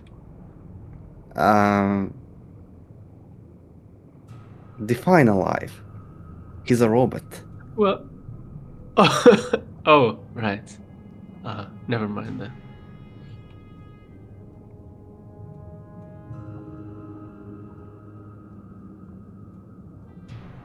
Runeweaver will say, if need be, I can volunteer to stay behind. I've been eager to do more archaeology work. Above board, Well, a lore character won't die. that is a good point, yeah. Yeah, he won't And die he's unless something pretty terrible strong. happens, and he's strong, and he's not particularly useful. Yeah, how often Yeah. do you guys use I guess cover unless attacks? Min... Yeah. Yeah, we could probably leave him with a Naga. Although, Yeah. didn't Naga get knocked out saying, like, curse us, he wants to kill us all? I mean, I think he can take care of one Naga, it's fine. I He's said that like above board, From the yeah. Council of Six, he can like, I don't know, one shot. I was gonna try to think of another Naga, but I don't really know any names, so yeah. But we won't have +2 clever attacks. Oh no. No. Clever, the most useful. No. The most useful approach. But I mean, it was pretty useful at times, but then... As an attack, though? I mean, I did clever a bit at the beginning. I think clever is a fake approach that Teeironor just uses to fuck with Yeah, us. it's yeah, it just put it in the sheets. I don't have that Photoshop skill. But yeah. Is the plan then to leave Runeweaver behind with the Slave Master? As bizarre Sure. as that sounds. I'm not for that. Yeah, sure. They'll be besties by the time we're back. Sure. You, with a Slave Master as a companion, you guys are never beating the, like, selling a goblin in episode 2 allegations, okay? What a goblin. I don't remember anything. Hi. There's no evidence. With the map, Kairos is able to pinpoint the exact random encounter that is sort of needed. Which is encounter number 12 to Makura, is I'll call it.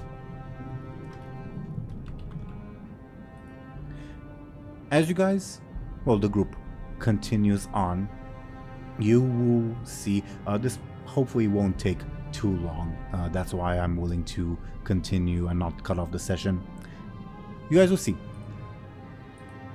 2 creatures that you have not seen in Ilalai before.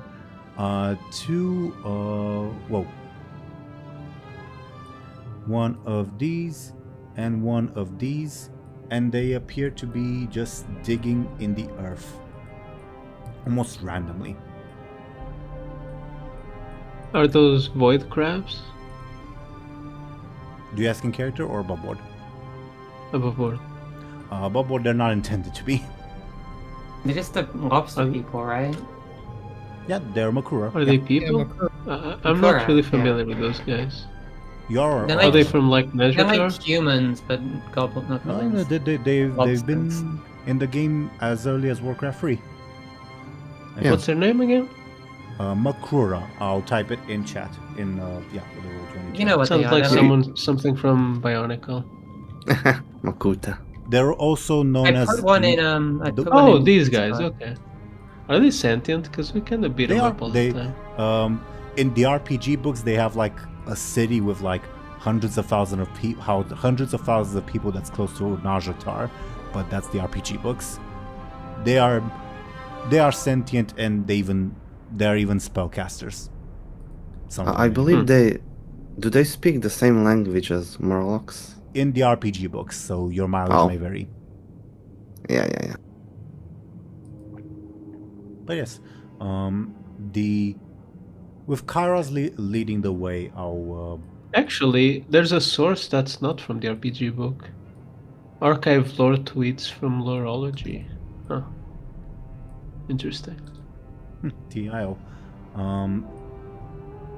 With Kairos leading the way, as you guys spot these two Makura, and he says, there they are. Well, simulacras of them. Those two are simulacras of Petronymi and Chronica Normal, and do you see it? The thing they're working on. A hole? I suppose we'll have to get closer for your human eyes to adjust. Well, shall we confront them, those simulacra? Sure. They're just out here in the open.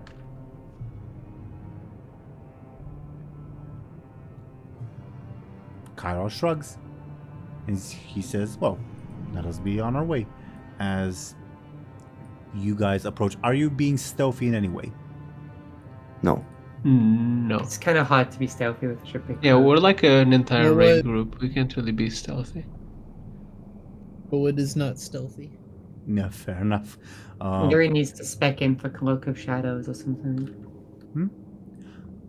As the group approaches, the two Makrura, spotting this very obvious, pretty much raid party approaching them, they dig themselves into the dirt.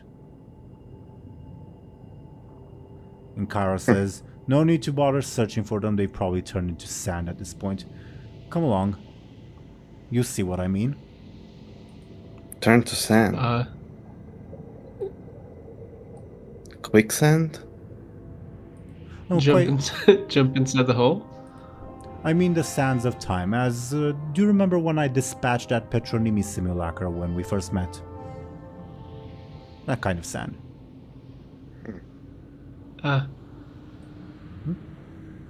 And as you approach the hole, Kairos will say, there it is. Just let me do this. And he extends a hand and begins casting. And says, now this should make your mortal eyes be able to see it. As he unveils one of these things floating just above the hole that the two Makura have dug. And Kairos will continue, this, my friends, is an unopened hole in time. I believe those two have planted multiple of these throughout the city and are planning to open them all at the same time at a certain point. Now, go ahead. I saw you light up. So, where does this lead? Well, I do not know, and I do not intend to find out. This does not lead towards Petronymi and Chronica Normal. This leads to an alternate or past or future timeline of their choosing. We can, of course, disrupt this particular one, or I can simply use the trace that this one leaves to lead us to the actual place where they will be at. Above board, to put it into layman's terms, again, Petronymi and Chronic have placed multiple of these throughout the city with the intent of opening them at a specific time. You can, again, close this particular one, or just use the magical signature mumbo jumbo to lead you to what is above board, the secret dungeon. Can't we do both? You can, of course, do both. Yeah. Kairos is just saying that this might not be necessary. But of course, if you I want to mean, do... if we can trace and delete, I don't see why not. Can we take a look inside? Yes. Let me get to a certain thing. My notes on this place are fucking massive. I think, yeah. Okay.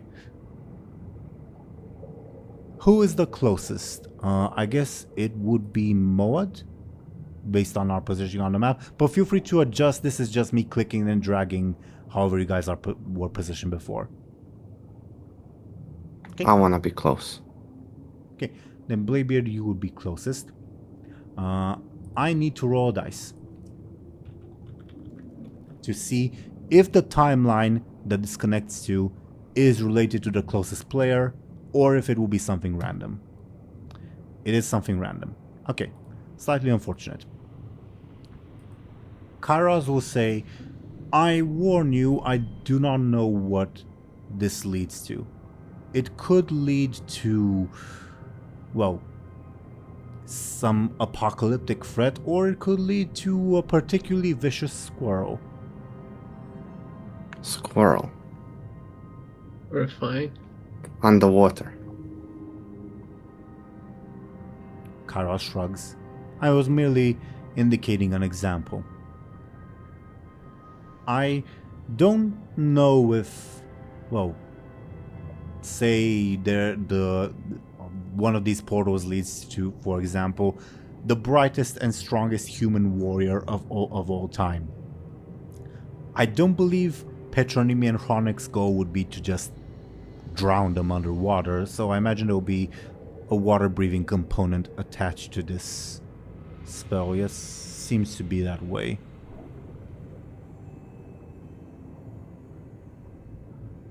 Well,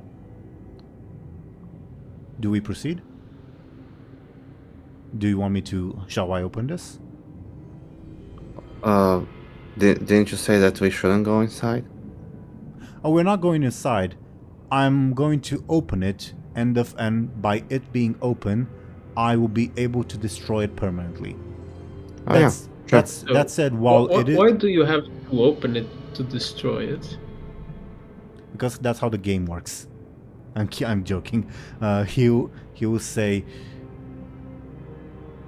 it is firmly anchored into Azeroth the way it stands at the moment. If we open it, the anchor will shift, and the moment of shifting is what I can use to destroy it permanently. That said, while it will be open, whatever is on the other side will pour into our world here, and it will have to be dealt with. So what you're saying is it could very well just be Sargeras. I don't think Sargeras could fit through this, but... Miniature Murloc Sargeras. What the fuck are you talking about, Benjamin? How do you know Never about... mind, just open. Kairos says, how did you know about... Never mind. Just open the damn thing. Alright. And above board, yeah, full disclosure, this encounter can be trivial, completely trivial, or it could really be very, very challenging. So let's see. Be a D30. You prepared 30 encounters for this? Not like super detailed ones. No, this is an encounter I'd class as like sort of mid-level. We'll do the encounter itself next time, but I will reveal who is going to step forth through the portal. As all of you, not all of you, Lyri at the very least will recognize, and Benjamin I think will too. They will both recognize a team made up of 4 people, as this person charges forth through the portal first, followed by 3 other Blood Elves that I will place on screen momentarily. Oh no.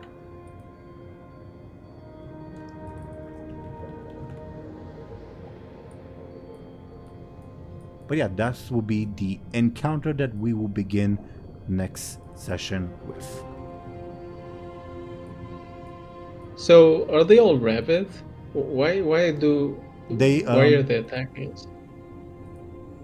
Yeah, I was going to say that. As they emerge through the portal, Songvina first, she just charges through, swinging her weapon while abandoned, shouting in absolute rage. And Kairos says... Isn't that your ex, Bladebeard? Hi. And Dessa. And Kairos says, I forgot to mention that whomever emerges from this portal will be quite enraged according to how it's set up. Prepare yourselves. Can't you dispel the rage or something? Do we have to kill one with the cool render? They all Probably do. These are not the people that you know from our timeline. They are some other people entirely. Defend yourselves as, they charge forth, and we'll resolve that encounter starting from next session.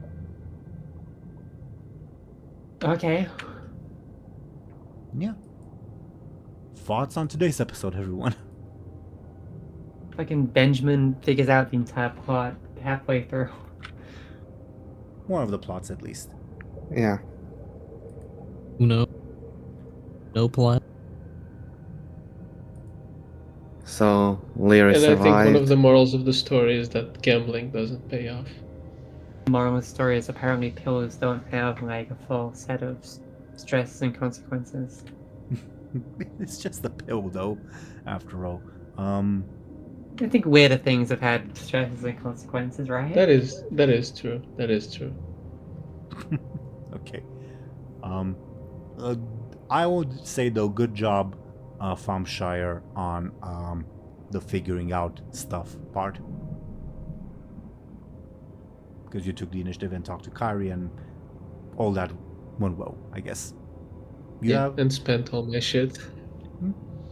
But yeah, you guys have indeed pretty much uncovered what the plans of Chronic, Petronimi, and Kairos are. Chronic and Petronimi want to bring about Mueh'zala by something that's gonna happen here, while Kairos just wants something that they stole back. And I think he we should called break that the thing Horde so that Warlords to of come Draenor here. doesn't happen. We can save Varian, guys. He would die anyway. I mean, you made Teeironor. I don't care. He dies in every Generally, timeline. that's another Kairos led thing too. So no matter what, This is how I repent. I need to save him. Though I will say, if it wasn't obvious before, now you know, like back on the Titan Vault, how Petronimi was able to show you guys that apocalyptic future.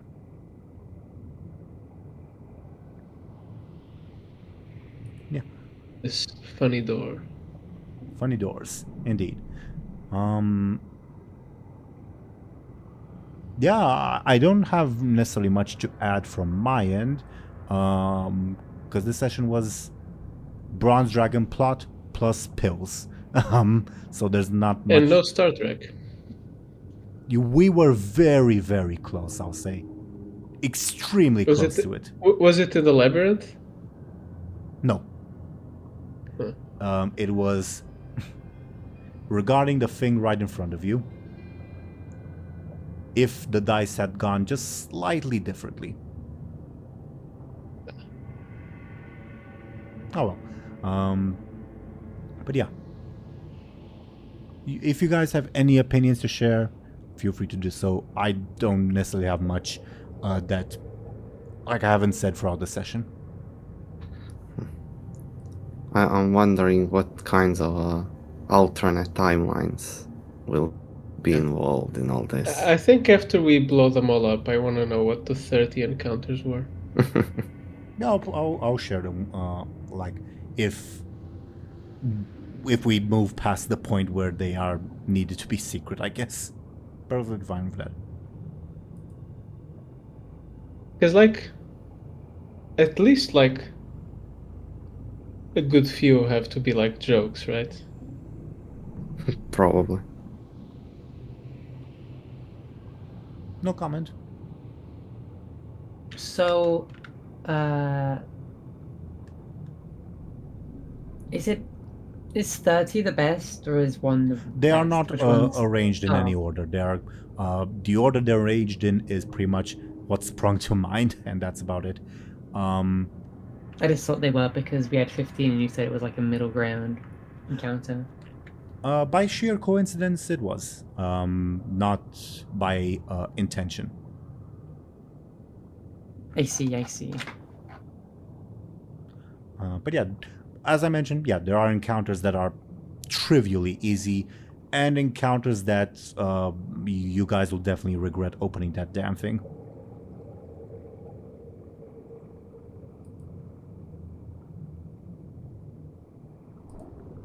Yeah. Anything else to share before we go into our shoutouts? It's nice to be back. It's been a while. It is, Mm-hmm. and it has.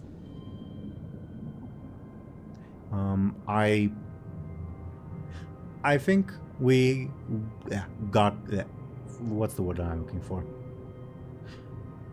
Yeah, I would just basically concur with Zelryn. Good to be back, and I think this session went pretty well. TLDR. Mm-hmm. If I agree. If there is nothing else, going once, going twice. Okay. Dear viewers, as usual, thank you for watching and listening to us. I've rolled some dice to determine the order in which I ask these people to talk about themselves and what they're doing. The dice have determined that it seems we're going to go with Khono first and foremost. Khono, could you please talk about yourself, what you're doing, what you have coming up, etc., etc.? Yes, I can do that. Hello, I am Chronos, formerly Bannerack, formerly Skull Shorties, all that fun jazz. I cover mostly World of Warcraft content. I am a VTuber. I do streaming sometimes, mostly, again, WoW stuff with speculation and machinima and who knows what else. I'm also a story writer for Ironroth on the Thompshire channel. I have currently a World of Warcraft machinima. Obviously, it'll probably be out by now, whenever this gets posted, but in 2 days, in the current era, it is Bannerack fighting some Scarlets. It is finally being released. It took me almost a year, but it's coming. It's gonna be pretty neat. Nice, awesome. And yeah, since this will come out on the 8th, yeah, I imagine it'll be out by then. All right. Thank you very, very much, Khono. Then, according to the dice, we would have DoomGoblin. DoomGoblin, could you please talk about yourself and what you're doing? Yeah, sure. I'm DoomGoblin. I draw stuff, and I play Captain Bladebeard in this series. That's about it of what I do on the internet. Indeed. But it's great stuff nevertheless. Thank you very, very much, DoomGoblin. Then, of course, according to the dice, we would have Zelryn. Zelryn, could you please talk about yourself and what you're doing? Yep. I am Zelryn. I play Lyri in this, of course. And I occasionally help out with other people's videos at the moment. And that is about it. Indeed. Thank you very, very much, Zelryn. Then, of course, we would have Sir Thompshire. Could you please go ahead and talk about yourself and what you are doing? Sure, you can find me both on YouTube and B-Sky as Sir Thompshire, where I post machinima, sneak peeks, renders, models, all that good stuff. And last week, or 2 weeks when this comes out, a new audio drama just came out. I have no idea who wrote it, but there's some fun references in there for our, 2 viewers here. But, yeah. And, as I mentioned last time, Ironroth episode 3, probably out this month, maybe? Maybe next month. Before Christmas, for sure. I hope. Maybe. Next person. No, don't make promises you can't keep. I joke. Thank you very, very much, Thompshire.